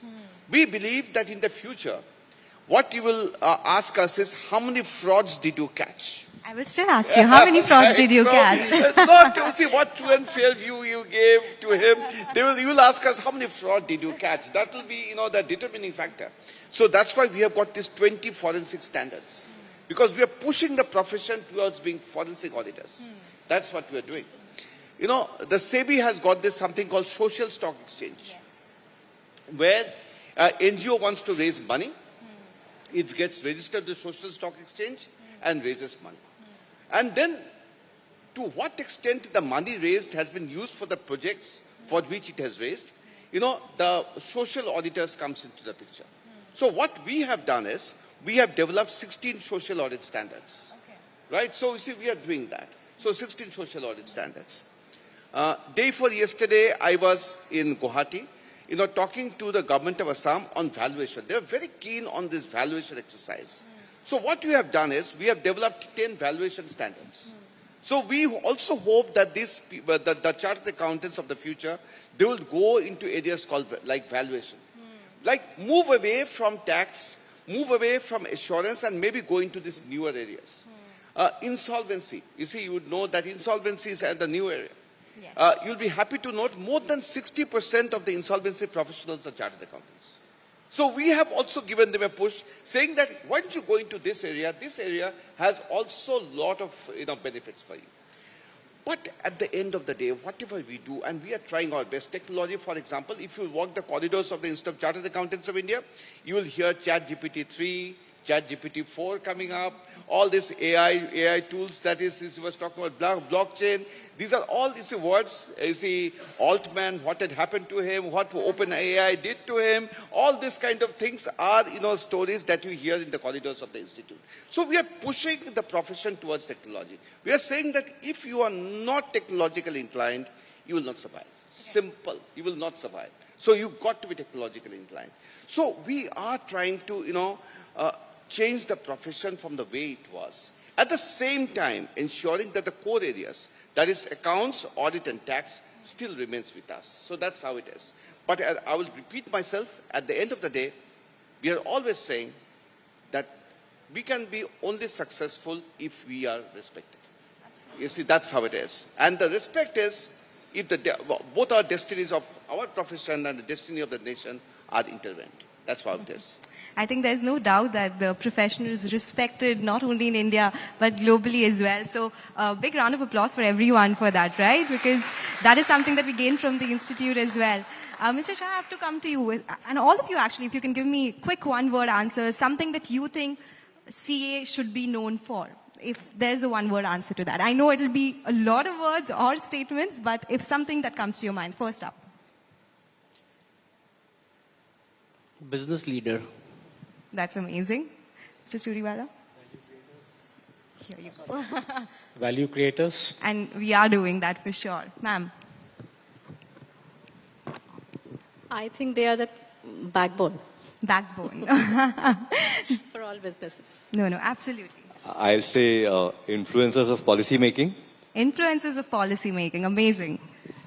Partners in nation building. Partners in nation building. So huge round of applause to this community that is celebrating its 75th year, and more power to all of you here. And gentlemen and lady, thank you so much for joining. It was such an insightful discussion.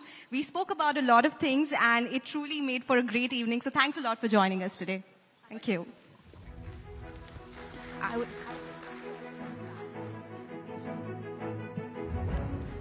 Thank you so much, Sonal, and all the panelists for an enlightening session. And now, I would also like to request CA Durgesh Kabra and CA Rohit Ruwatia to please come up on stage to felicitate the panelists.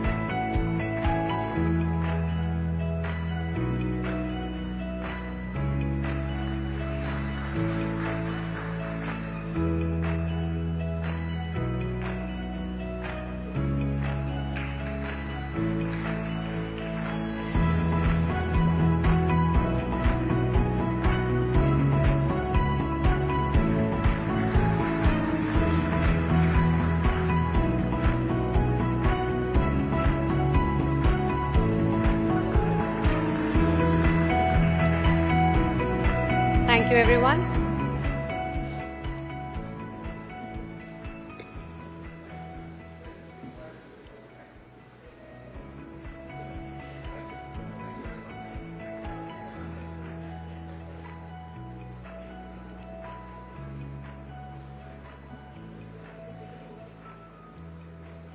Well, the scope of chartered accountancy in India is commendable, offering services that includes audit and assurance, tax advisory, corporate finance, and management consulting. This particular sector plays a vital role in driving India's economy. Furthermore, the advent of technology has also increased its scope as CA firms are now venturing into services such as cloud computing and more, thereby fostering more opportunities. And with that, ladies and gentlemen, I would now like to welcome on stage CA Ranjit Kumar Agarwal, Vice President, ICAI, for a special address. Let's welcome him with a huge round of applause.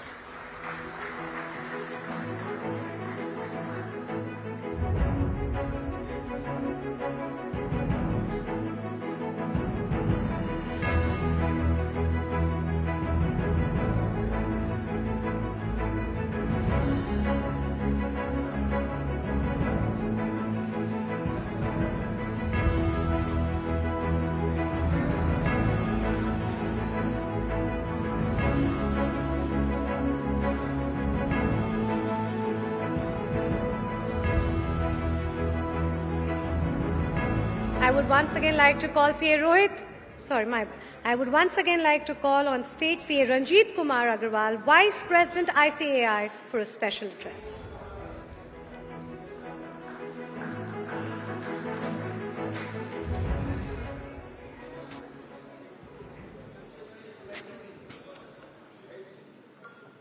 Very respected our President of the Institute of Chartered Accountants of India, immediate past President Dr. Debashish Mitra, Chairman of this important committee Durgesh Kabra, Vice Chairman Rohit Ruwatia, all our council colleagues, and very, very young, bright chartered accountant from the Institute of Chartered Accountants of India, awardee of the 40 under 40, which we have organized second year in a row.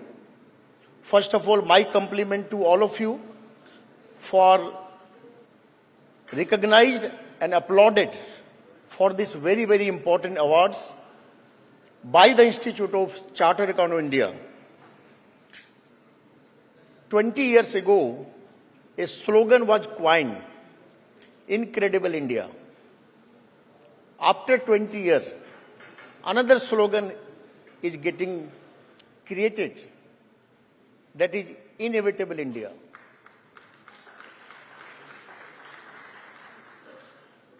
Everywhere you go in this world, they talk only one thing, and that is the growth and the momentum a country like India is taking shape and the place in the world map.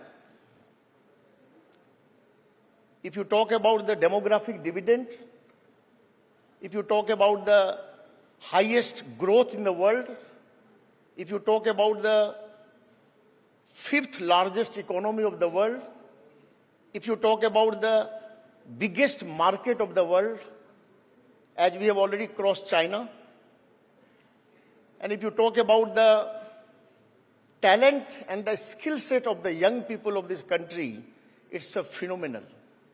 And that's why this Institute of Chartered Accountants of India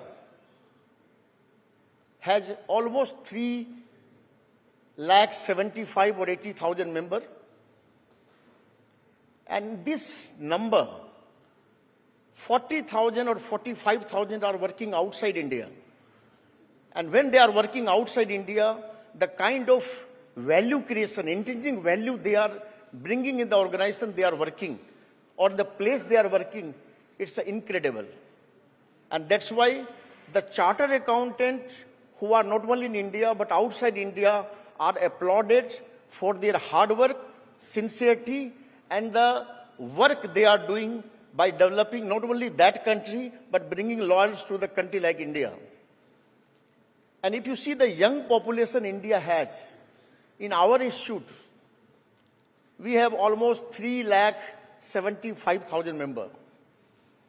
In these 3,75,000 members, 2,31,000 members are below the age of 40.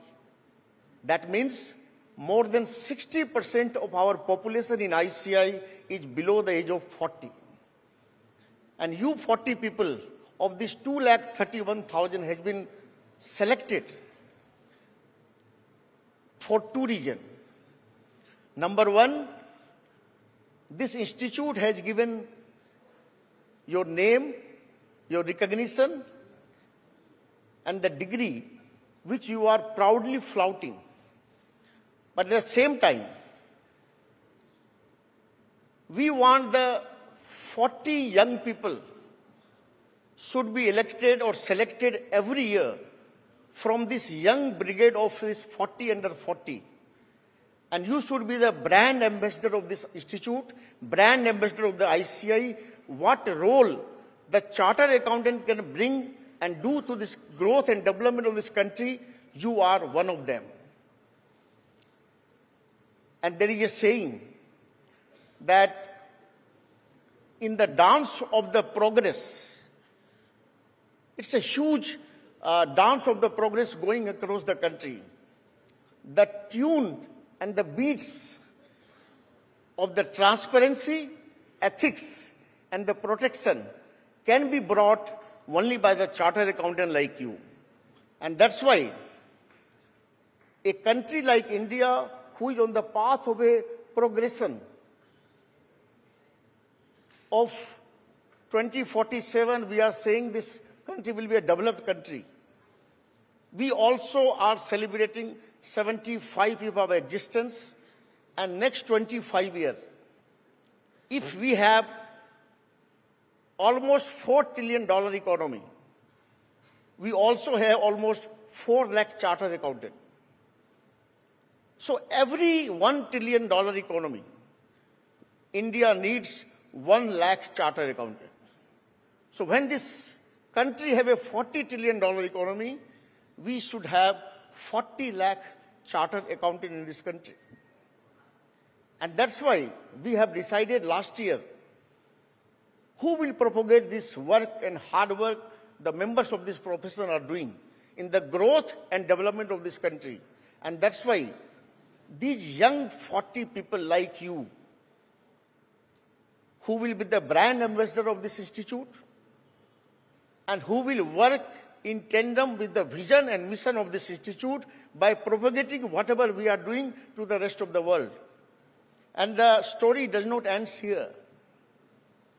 In next 5 years, 40 young chartered accountant into 200 chartered accountant will be the brand ambassador of not yours, but also the Institute of Chartered Accountants of India. And next year, under the leadership of today, we have our leader, C. Aniket Talati.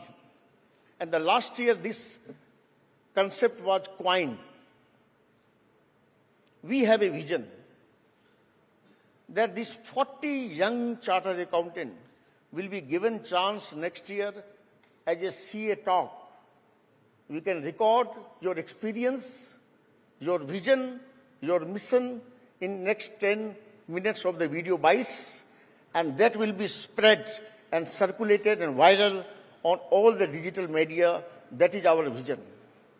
And we will propagate to this the entire country and to the government also what the chartered accountant can do and what is the potential and the capability of the chartered accountant so that they can join hands with the government in their vision and their mission so that this country which you and we are looking as a better place to live in.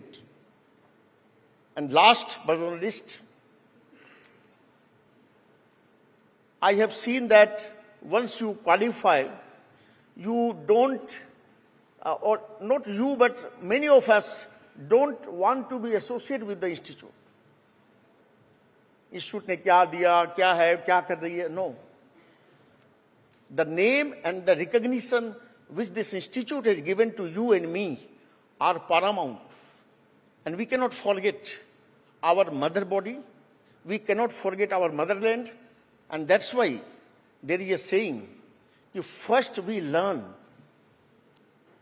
and then we earn, and then we have to return. Return to your mother body, return to motherland. I wish all of you best of luck. Thank you.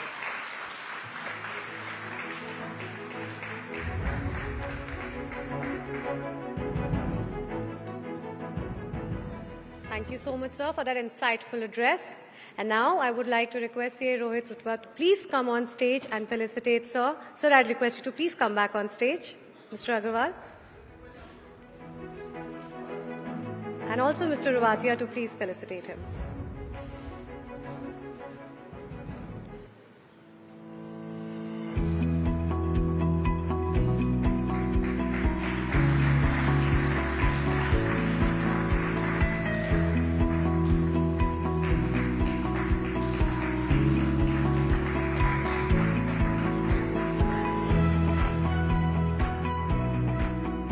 And now, ladies and gentlemen, please join me in welcoming on stage CA Aniket S. Talati, Honorable President, ICAI, who will deliver his special address.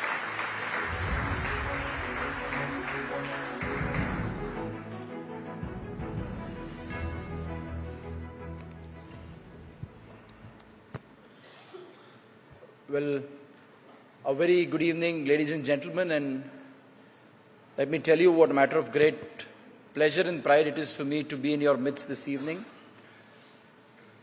I begin by congratulating all the awardees, the 40 under 40, the 40 diamonds, the 40 stars who are going to outshine tonight.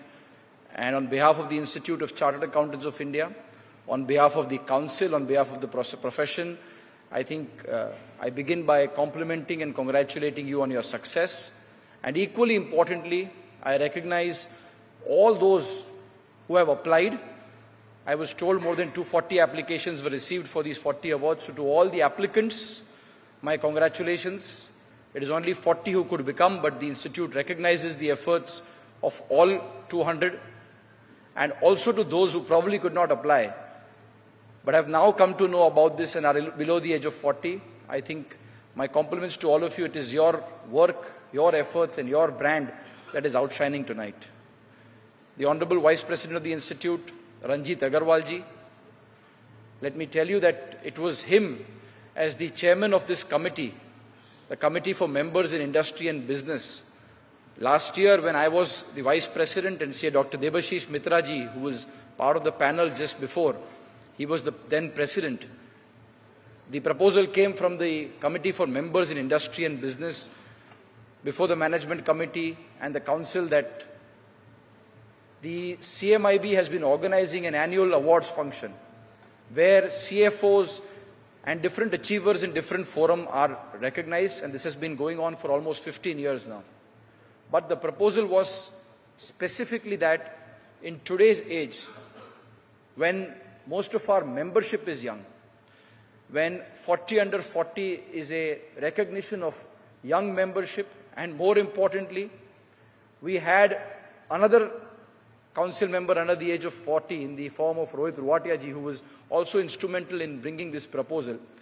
I think a huge appreciation for the Honorable Vice President who piloted this concept last year.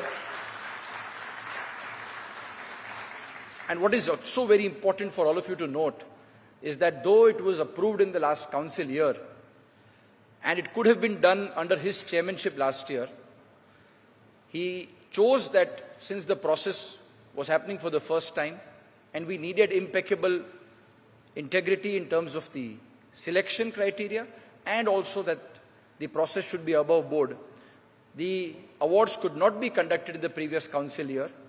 But as destiny would have it, he got elected as the Vice President and therefore was very much a part of the first edition of this award, which we gave in March earlier this year. And therefore this year, 2023, is going to be unique. And my compliments to C. Durgesh Kabra ji, the chairman of this committee, who probably is going to go down in history as the only chairman who has given these awards twice and huge amounts of efforts he has put in. So compliments to you, Durgesh Bhai.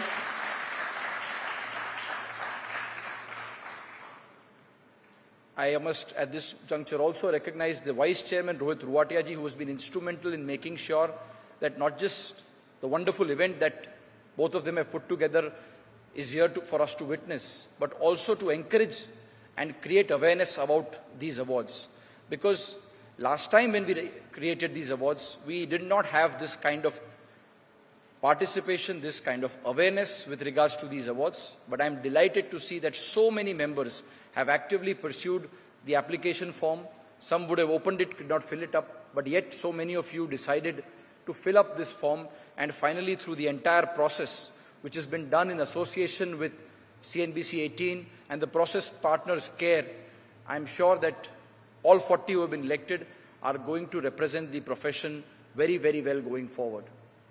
Friends, it's a matter of fact. Today in the India that we live in, the average age of the country is 28.5. And for the foreseeable future, that is the next 10 to 15 years, the average age of India is going to be below the age of 30. We truly are a young country. And these are statistics which the government and the honorable ministers have put forth. And therefore, we as a young nation, young country, need young role models. We are seeing generational change happening across the board. It may be in the political spectrum, it may be in the leadership spectrum, it may be in the top corporates, or it may be in the finance professionals that are there across the country. A new breed of chartered accountants has emerged. These are chartered accountants who have cleared with the new curriculum, with Ind AS as a part of the curriculum, or of course the newer forms of the newer laws in form of the Companies Act or the GST, which are now part of the course.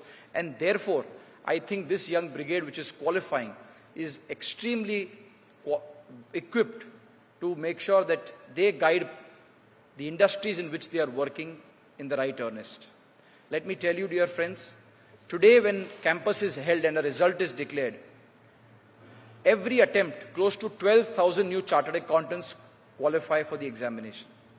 And therefore, in each year, the institute is qualifying and creating members to the tune of 25,000 members. Only 20% or less are going into practice, and 80% of our members today choose industry and business. That is the kind of attraction, that is the kind of demand, and I think that is the kind of skill sets our members have that is reorienting our profession.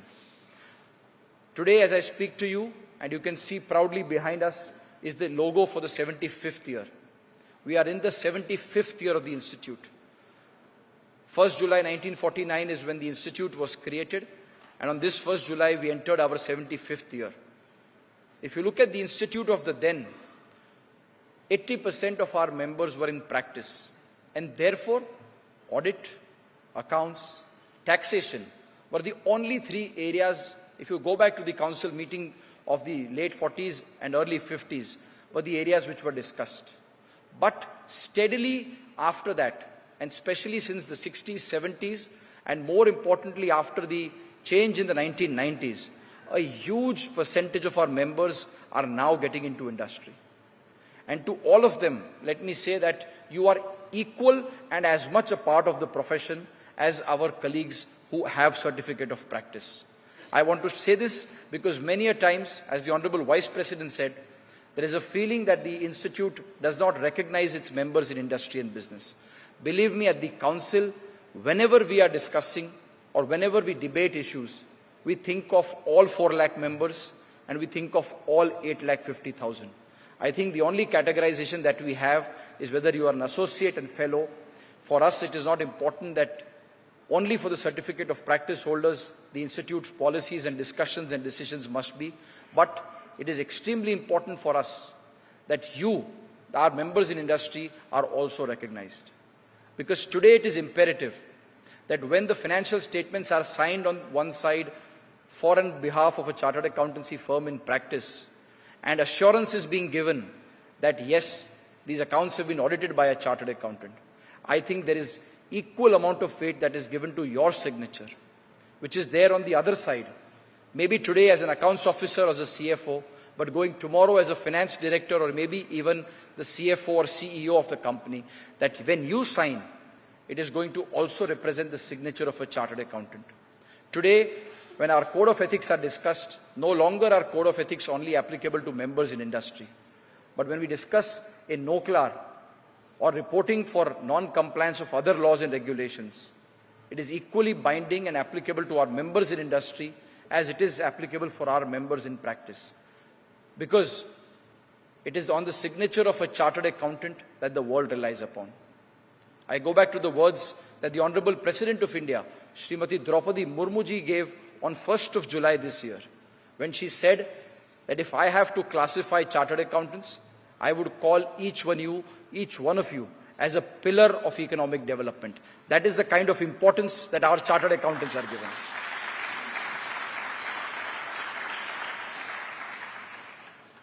You could hear the Honorable Vice President of India when he came for the Global Professional Accountants Convention or GLOPAC in Gandhinagar. And when he spoke, he said that there are events which are then converted to signature events. And therefore, signature events are recognized. But in his words, he says, your signature is signature because it carries an amount of impregnability to it. And therefore, our signature, as a member in practice or as a member in industry, has a tremendous amount of faith. Today, if you look at the listed entities, you look at the banks, you look at NBFCs, the largest share of the finance function is given to our members. And I think it is imperative for us as a council and as a profession and as the institute to recognize that our chartered accountants must continue to lead in the finance function. And with this intention, we have now reorganized the entire course curriculum with effect from 1st July this year. And the first attempt is going to be conducted in May of next year. This course curriculum is reoriented in a fashion that we have 2 years of articleship, but what we have also permitted is, of course, the industrial training, but along with that, very importantly, training under members of other professionals internationally, because there is a clear realization within the council and within the profession that limits for chartered accountant are no longer restricted to the boundaries of India. In the campus placement which was conducted for May 23, I am delighted to share with you that the highest package which was awarded was 49.20 lakhs, and that was international. Imagine for a 21, 22-year-old young professional who probably today also our course is one of the most economical courses to pursue, yet is able to realize and not just change his life, but change the life of the entire family and impact the society. I personally believe that this profession is a vehicle of socio-economic change. It not only empowers the chartered accountant, it changes the social stature of himself along with his entire family. And I think it is this change which awards like this recognize. One seldom thinks why awards are important or whether awards should be conducted. But I think it is through these awards, through the recognition that the institute, the alma mater, the mother institute gives to its own members and pupils, that yes, your work is important and your work is getting recognized. But my urge and request to each one of you would be that don't get settled only with this award. You have a much bigger role to play. And that role is to inspire the next generation of chartered accountants. Is for you to make sure that any student pursuing in the commerce field, if he is looking at a career path for himself, I think these are the 40 examples, the illustrations or the exhibit A to B, which we can showcase and say that yes, as young chartered accountants, you can truly command great respect and dominate the finance function. We are no longer restricted to accounts and audit and finance. Our chartered accountants have soared way beyond. We work in startups, we work in MSME, we work in fintech, we work in technology, we work in so many other areas. And therefore, the profession truly has become multifaceted, and the council too has tried through its various committees. And I have so many of my colleagues in the council who are here, who have ensured that all the different areas in which our chartered accountants are excelling, the opportunities which are available to our professionals in all these areas can be magnified, can be put to forth, and of course, can be inspiring for the future generation of chartered accountants. I once again commend the CMIB led by Durgesh Kabra ji, Rohit Ruwatia ji and the entire committee for organizing this wonderful event. My best wishes, congratulations and compliments to all the winners, a recognition to all those who have not been able to get awarded tonight. Your role is important. And finally, as I always say, I would urge more importantly to all of you, because as it was said earlier, many a times we ask, what is the Institute doing? What is the Institute doing for me? What does it do for the members in industry? I go back to what John F. Kennedy used to say, and I think a quote that has resonated me for life. He used to say, ask not what your country can do for you. Ask what you can do for your country.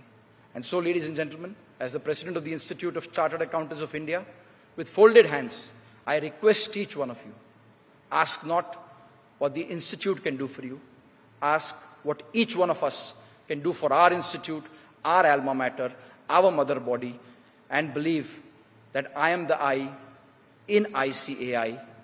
ICAI begins with an I, ICAI ends with I, and therefore within you resides both Institute and India. Jai Hind, Jai ICAI.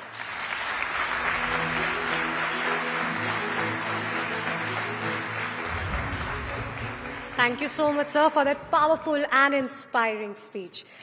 And I would request CA Durgesh Kabra to please come back on stage to felicitate Mr. Talati. A round of applause, everyone, please.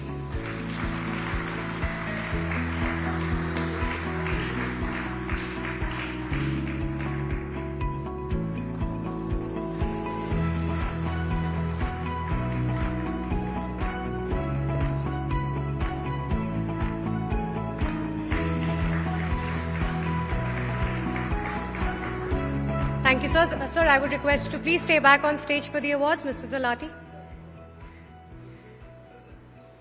Sir, I'd like to call you back on stage, and sir, I would also request you to please stay back on stage.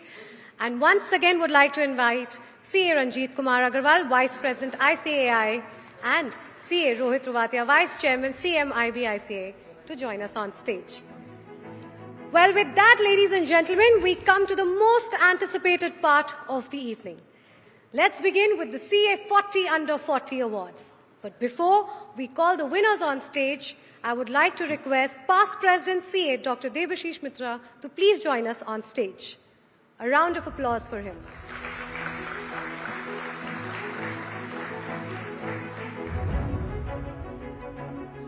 And the first winner on the list of these Under 40 CA champions is Amit Kanodia from Finance Controller Quest Corp.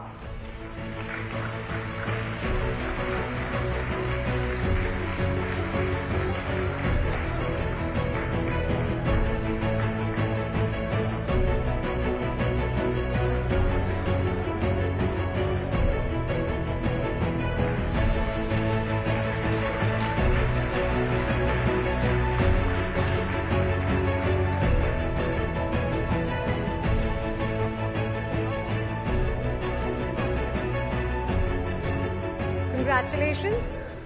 Next up, please welcome Amit Maheshwari, Vice President, Nomura Services, India.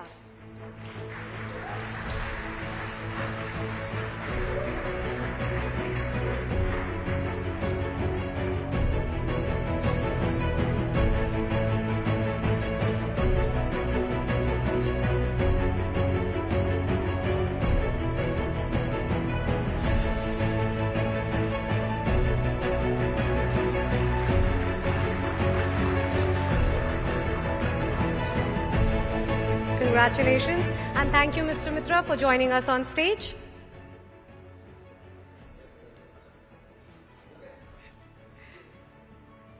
I would now like to call on stage CCMCA Shri Priya Kumar. Can we please have her on stage?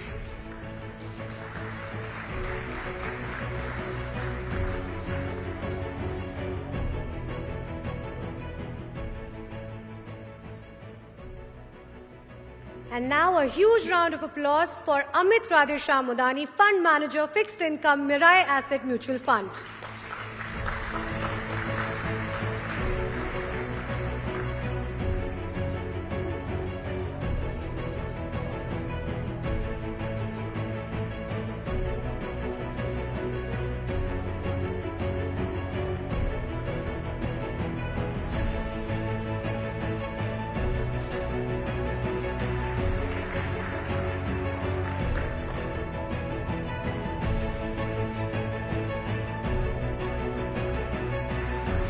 Congratulations, Amit.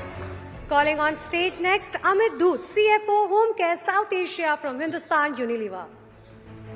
And since Amit could not join us today, I would request Prince Jain to please come and collect the award on his behalf.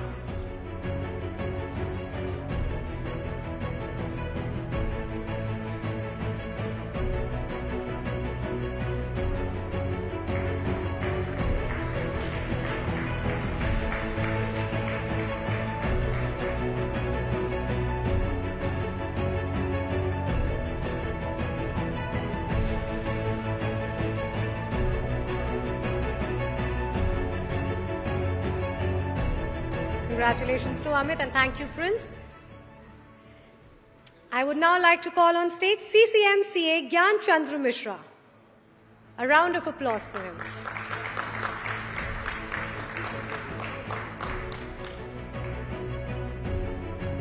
Next up, the winner is Aniket Balchandra Nikum, founding team and head of M&A Investments and Strategy Mensa Brands.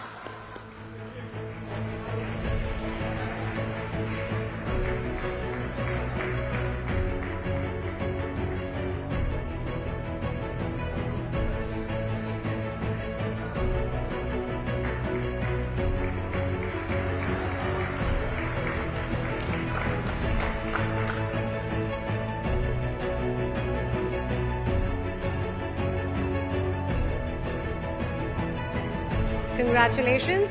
Joining us next is Ankit Maheshwari, VP and Head of Finance, Cast 24 Services.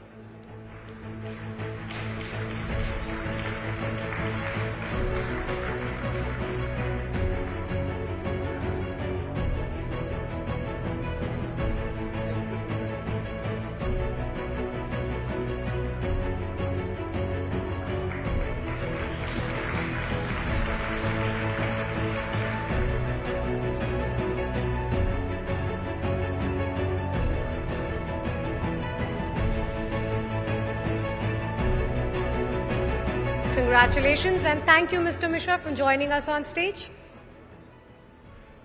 I would now like to call on stage CCMCA Dheeraj Khandelwal.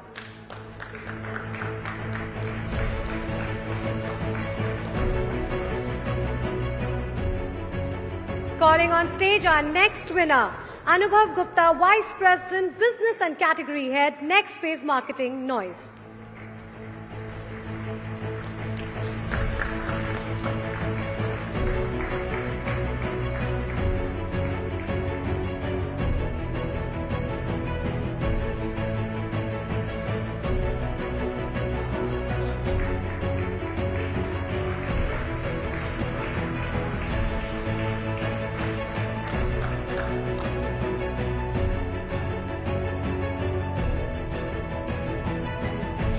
Congratulations, Anubhav. Well, a huge round of applause for our next winner, Ashish Mukund Bagh, Financial Controller, Southeast Asia, Tata Technologies.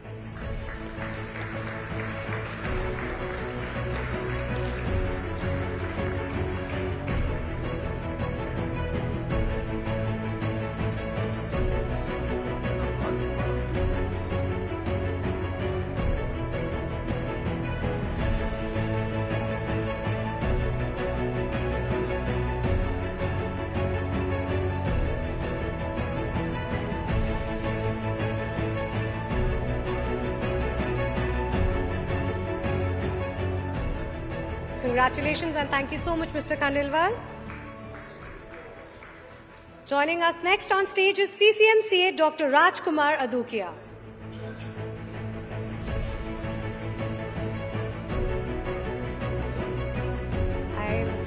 Unfortunately, I think he could not join us right now. Calling on stage CCMCA Sushil Kumar Goyal.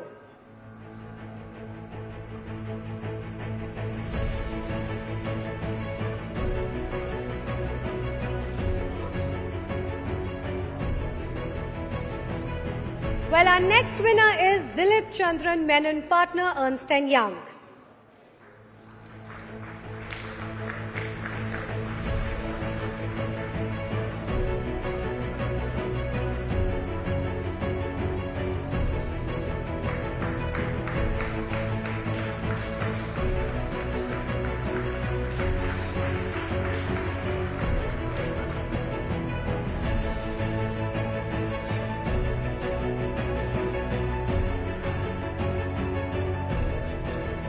Congratulations, Dilip.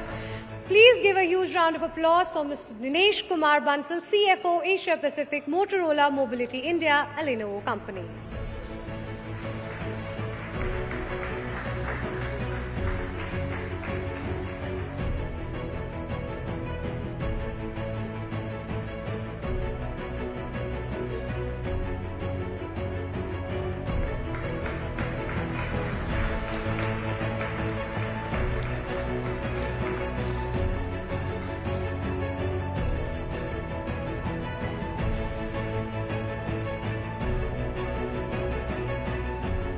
Congratulations, Dinesh, and thank you so much, Mr. Goyal.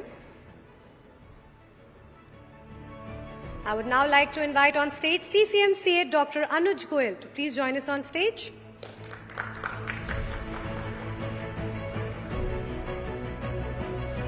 Calling our next winner on stage, Gaurang Desai, Director, PwC.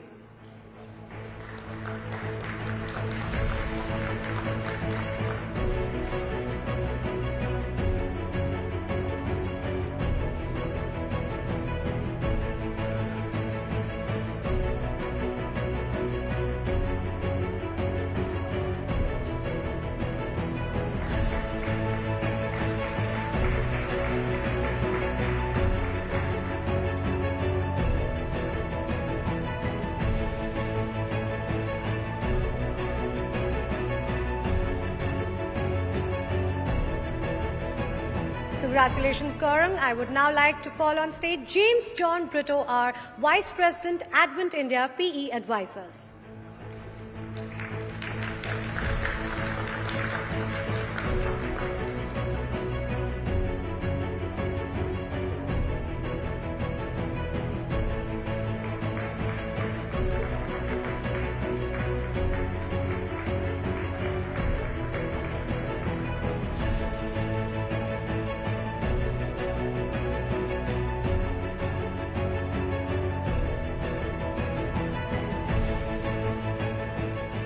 Congratulations, John. And thank you so much, Mr. Goyal. I would now like to call on stage CCMCA Chandrasekhar V. Chitle.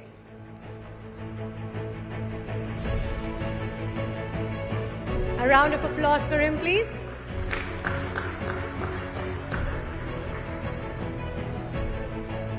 Our next winner is Kaushal Kamal Biani, Fund Manager, Structured Credit Opportunity Fund and Partner, Alpha Alternatives.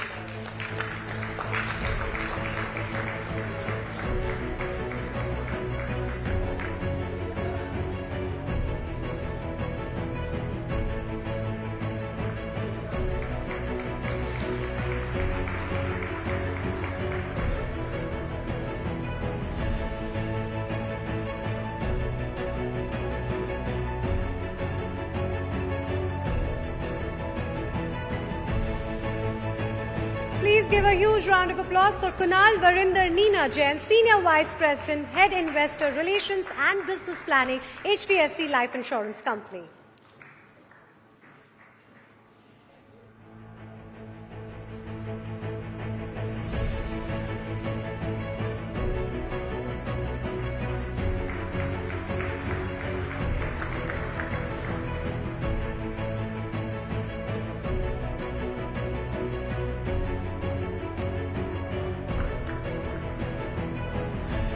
Congratulations and thank you so much, Mr. Chitle.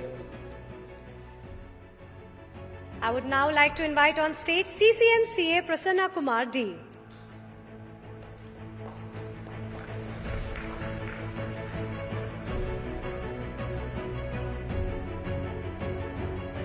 And calling on stage our next winner, Kushal Junjunwala, Cluster Finance Head, Director Finance, Cipla.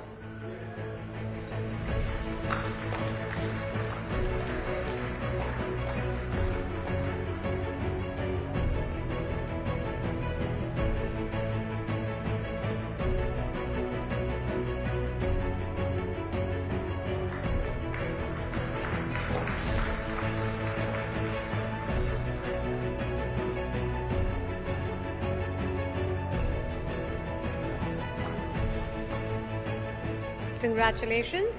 A huge round of applause for Mayuresh Ravindra Mukadam, Chief Financial Officer, Suta.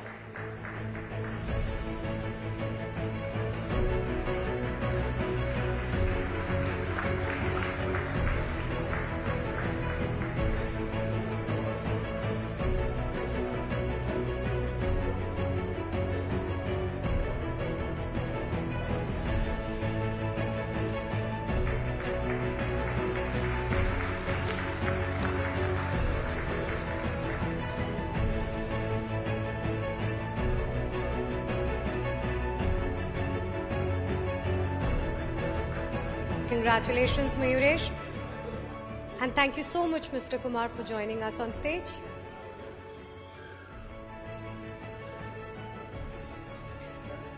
Can we please have on stage CCMCA Rajendra Kumar P. I would request CCMCA Kotha S. Srinivas to please join us on stage.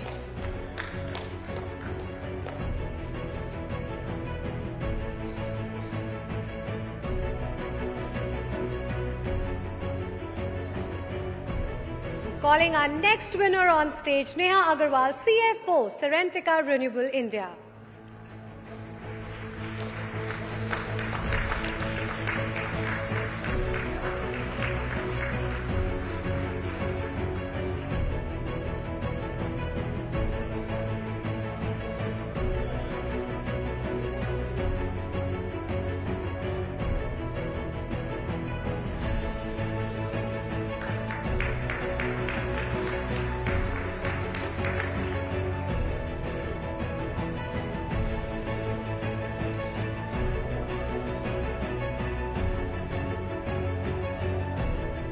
Congratulations, Neha. Joining us next on stage is Nikita Jain, Head, Finance Transformation, HCL Technologies.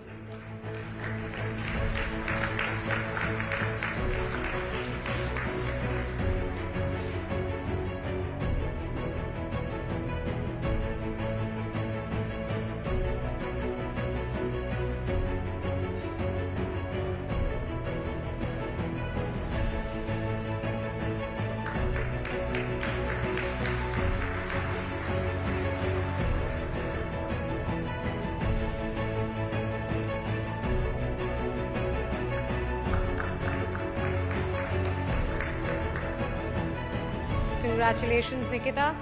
And thank you so much, Mr. Srinivas, for joining us on stage. I would now like to call on stage CCMCA Mangesh Kinare.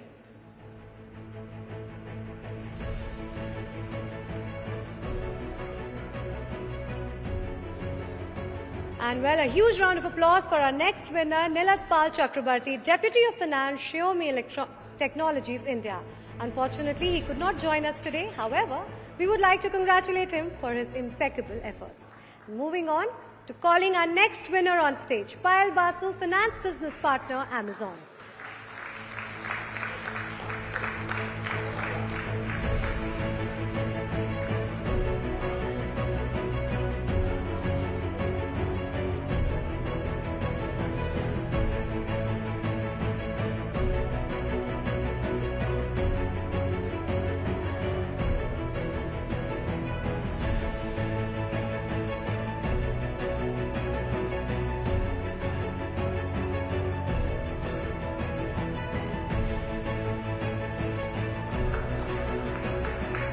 Congratulations. Our next awardee is Prakash Bhagwan Das Chetwani, Senior Manager Forensic Investigations, Alliance IFA Forensic M.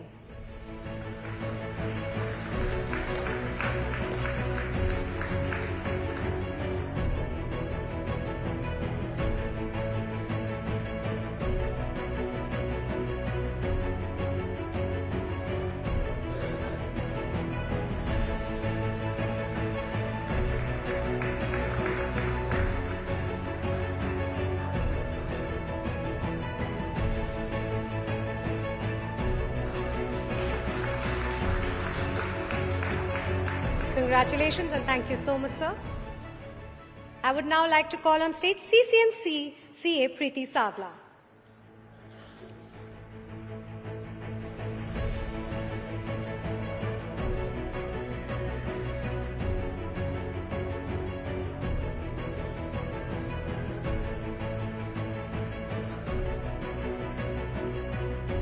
A huge round of applause for our next winner, Prashanta Khaitan, National Sales Finance Lead, GSK.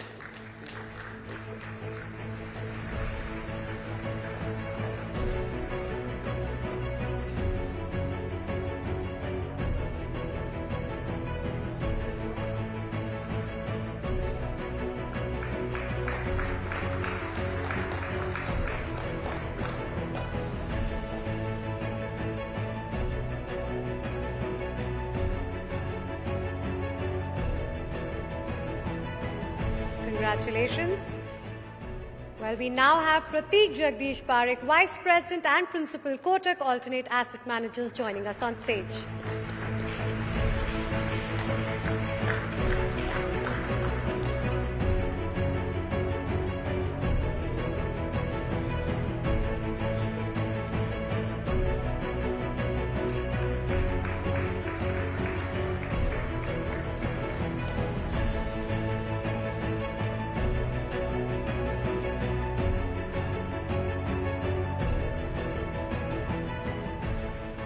Thank you so much, Ms. Preeti, and congratulations to the winner.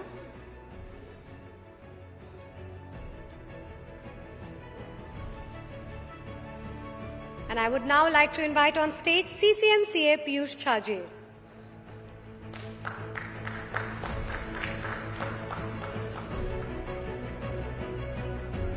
Ladies and gentlemen, let's put our hands together for our next winner, Prerit Malpani, Legal Entity Controller, JP Morgan Chase and Company.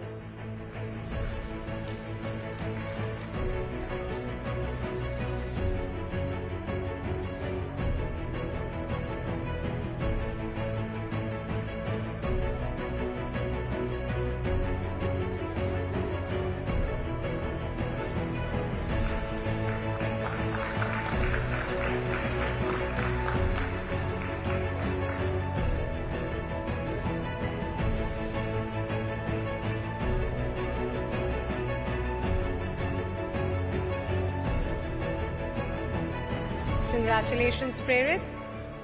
Next, we have Prince Jain, Finance Director at Kimberley Clark India.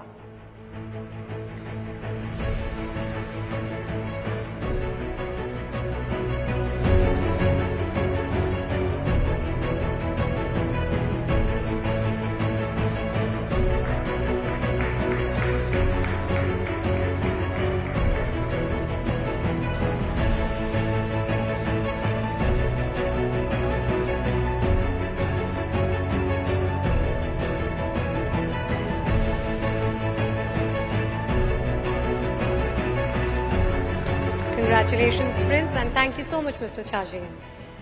Calling on stage next, CCMCA Purushottam Lal Khandelwal. Can we please have him?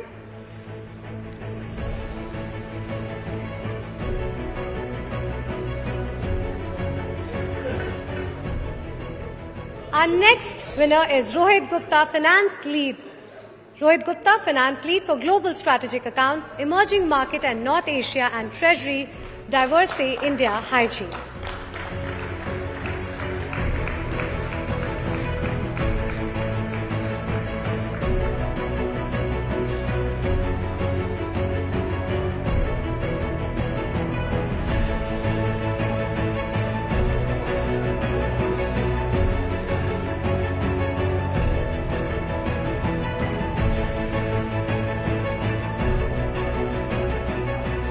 Congratulations, Rohit.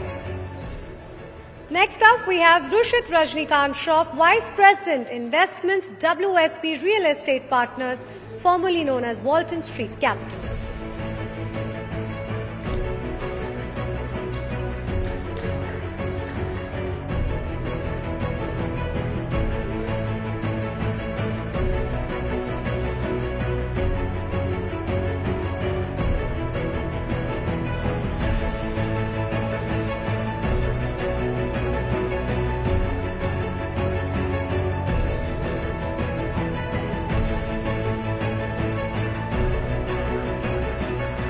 Congratulations, Rushit, and thank you so much, Mr. Khandelwal, for joining us.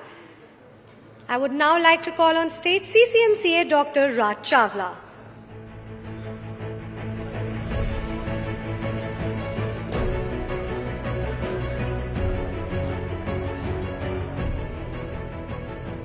Calling on stage our next winner, Sameer Agarwal, Chief Manager, Marketing, Finance, GAIL India.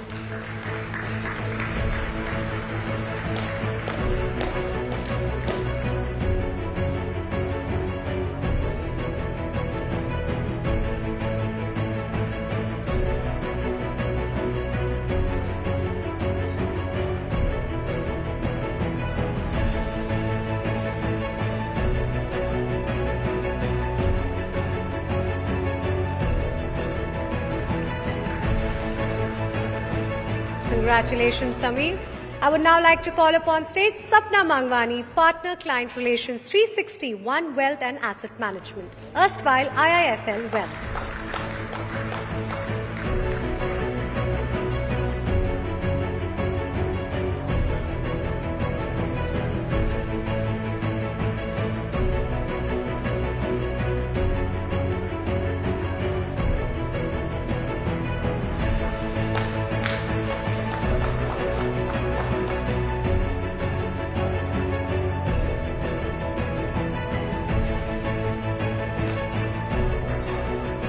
Congratulations, Sapna, and thank you so much, Mr. Chawla. I would now like to invite on stage CCMCA Vishal Doshi.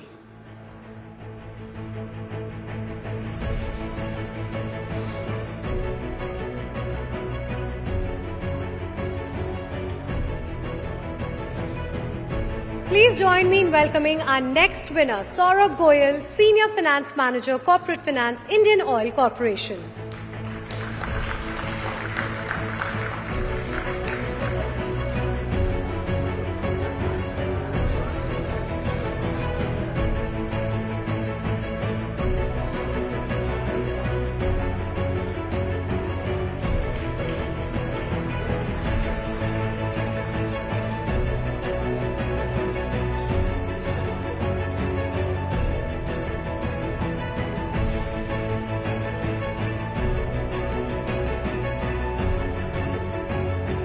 Our next winner is Shilpa Gaurisaria, Senior Special Secretary, Finance Department.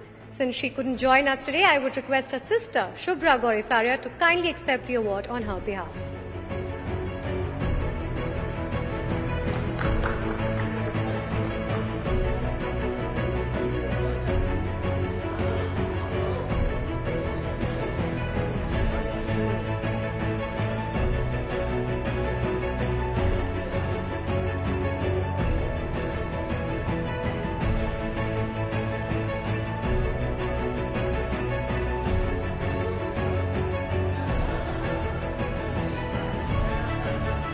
Thank you, Shubhra, and congratulations to Shilpa. And thank you, sir.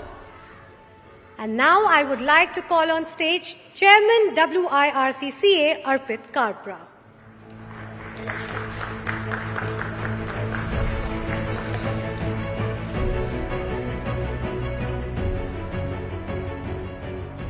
Ladies and gentlemen, please give a huge round of applause for our next winner, Shripad Ramanathan, Vice President and CFO, Emerging Businesses, Wipro Enterprises.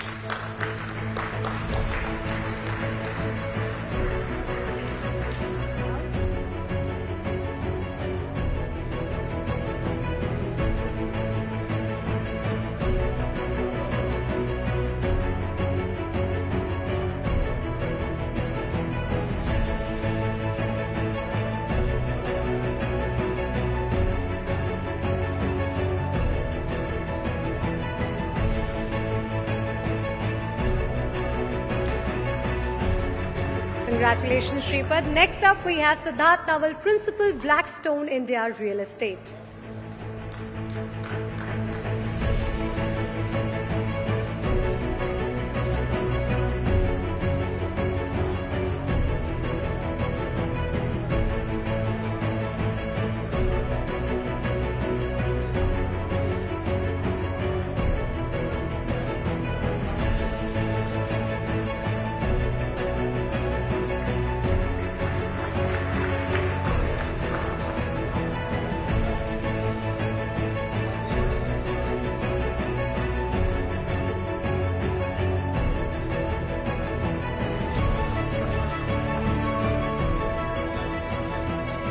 Congratulations, Siddharth.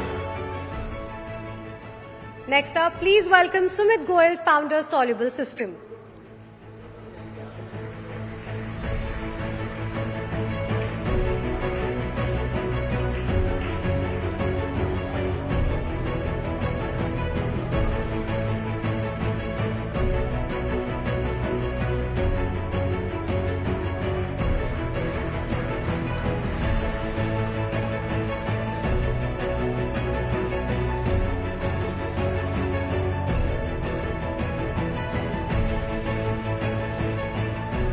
Congratulations, Sumit.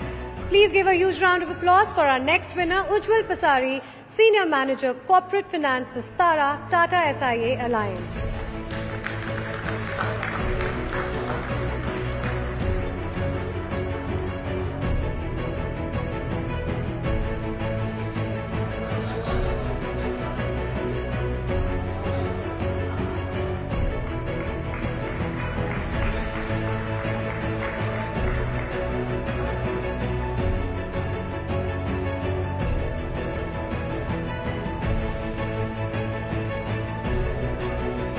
Congratulations, Ujjwal, and thank you, Mr. Kabra.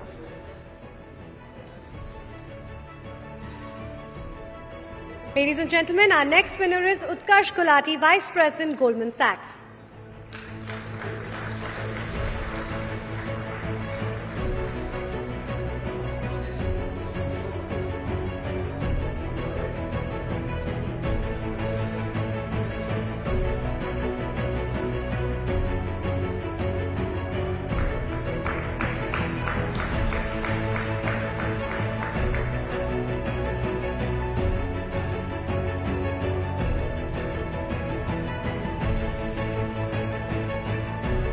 Congratulations, Utkarsh. Next winner for the CA Business Leaders Award is Vikash Goyal, Director, OmniFin Solutions.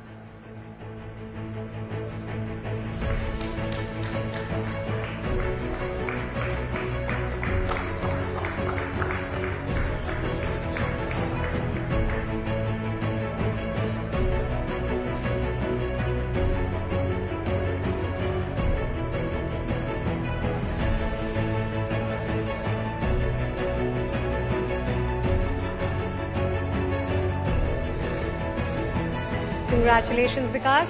Please give a huge round of applause for our next winner, Vinay Baheti, General Manager, Finance, ITC.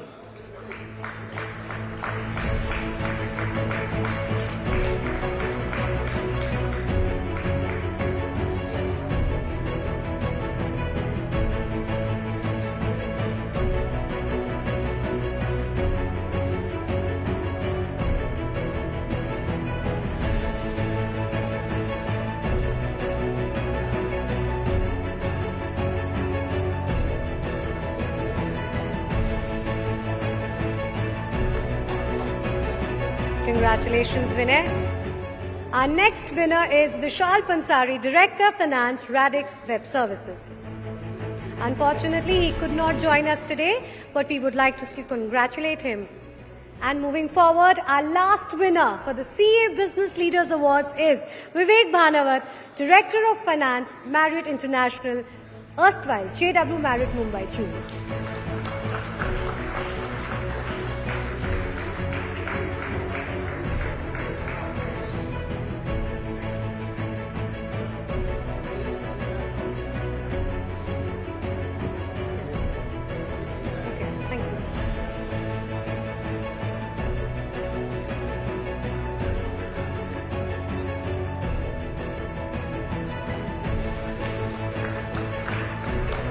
Congratulations, Vivek, and many congratulations to all the winners. Thank you so much, sirs.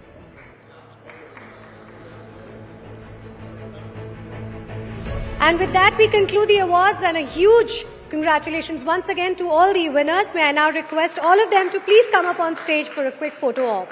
All the winners, please, on the stage.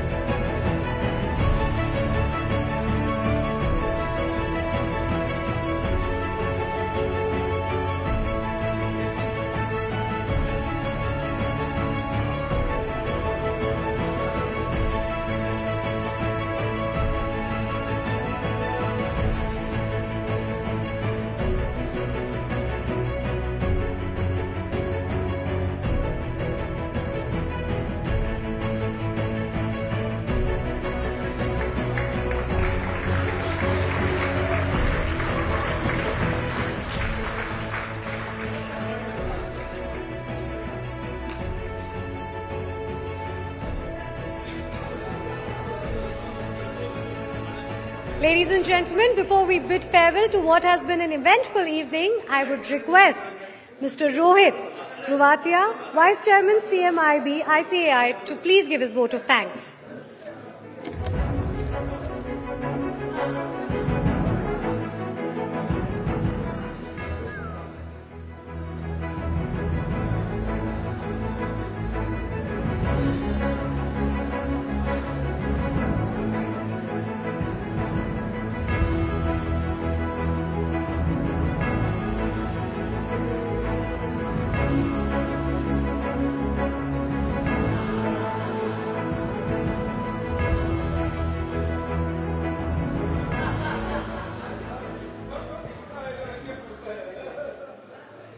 So, all right, friends, we are coming to the end of today's event. So, I'll take just 2 minutes of you all to conclude. Honorable President Sir Aniket Talati ji, Vice President Ranjit Agarwal ji, our past President Devashish Mitra ji, the Council members, I can see Gyan ji, Sushil ji, Raj ji, Purushottam ji, Shri Priya Madam standing there, Daya Nivas, Sri Prasanna ji, WIRC Chairman, Secretary, Preeti Madam, the Chairman of CMIB, Durgesh Kabra ji, all the proud awardees and all the delegates present today here, the jury members, the members, the co-opted member of the committee, the special invitee, the staff, the team of the Institute of Chartered Accountant of India and the team of CNBC-TV18. I am thankful to each and every one who has spared their valuable time today and present in today's event. It's a great day for all of us, a great moment for all of us. आप सब लोगों को जो award मिला है उसको हम अच्छे तरीके से प्रचार भी करेंगे. आज का जो कार्यक्रम था वो तीनों प्लेटफॉर्म पे लाइव भी चल रहा था, तो you can see today's programme live on various platforms on YouTube and other places of CNBC. One small thing which I would like to communicate to each and every member over here, that we are popularizing this event and it is a season 2. Excuse me, I can take 2 minutes of you all. Can you please settle down, WIRC guys? Yeah? Yeah. So, the thing is that this 40 under 40 award we are recognizing. We have taken the photograph of each and every awardees. Tomorrow or maybe in couple of days we will be giving a newspaper ad also across the country. हम अच्छे से आपको publicise भी करेंगे, प्रचार भी करेंगे, photo भी दिखाएंगे हमारे सेल्फिश इंटरेस्ट के कारण कि आप सब जो भी एंटिटीज आज यहाँ आए हैं, नॉट ओनली 40 अंडर 40 में आपको हमने अवार्ड दिया, बट आपकी ऑर्गेनाइजेशन का भी रिप्रेजेंटेशन यहाँ हुआ है. और अब हमको आपसे रिटर्न के अंदर चाहिए कि आपकी ऑर्गेनाइजेशन का पार्टिसिपेशन इंस्टीट्यूट की एक्टिविटीज में हो, इंस्टीट्यूट के कैंपस प्लेसमेंट के अंदर भी आपकी ऑर्गेनाइजेशन का पार्टिसिपेशन हो, इंस्टीट्यूट की एक्टिविटीज में भी आप सब लोगों का पार्टिसिपेशन हो, क्योंकि हम और आपके जैसे लोगों को आपकी ऑर्गेनाइजेशन अवार्ड देना चाहते हैं. तो वो लाइन आपको बनानी पड़ेगी, उसके लिए आपको इन्वॉल्व रखना पड़ेगा. तो which we expect from all of you. शाम का समय है और हम सब डिनर का वेट कर रहे हैं. मैं अपनी बात को यहीं विराम दूंगा. आप सब लोगों को बहुत बहुत शुभकामनाएं. और सोशल मीडिया पे #CA40 under 40 का जरूर से प्रचार करना. इंस्टीट्यूट के council members, regional council members को जरूर से टैग करना. इंस्टीट्यूट को धन्यवाद देना. इसी बात के साथ अपनी बात को विराम दूंगा. जय हिंद, जय भारत, जय ICAI. Thank you very much.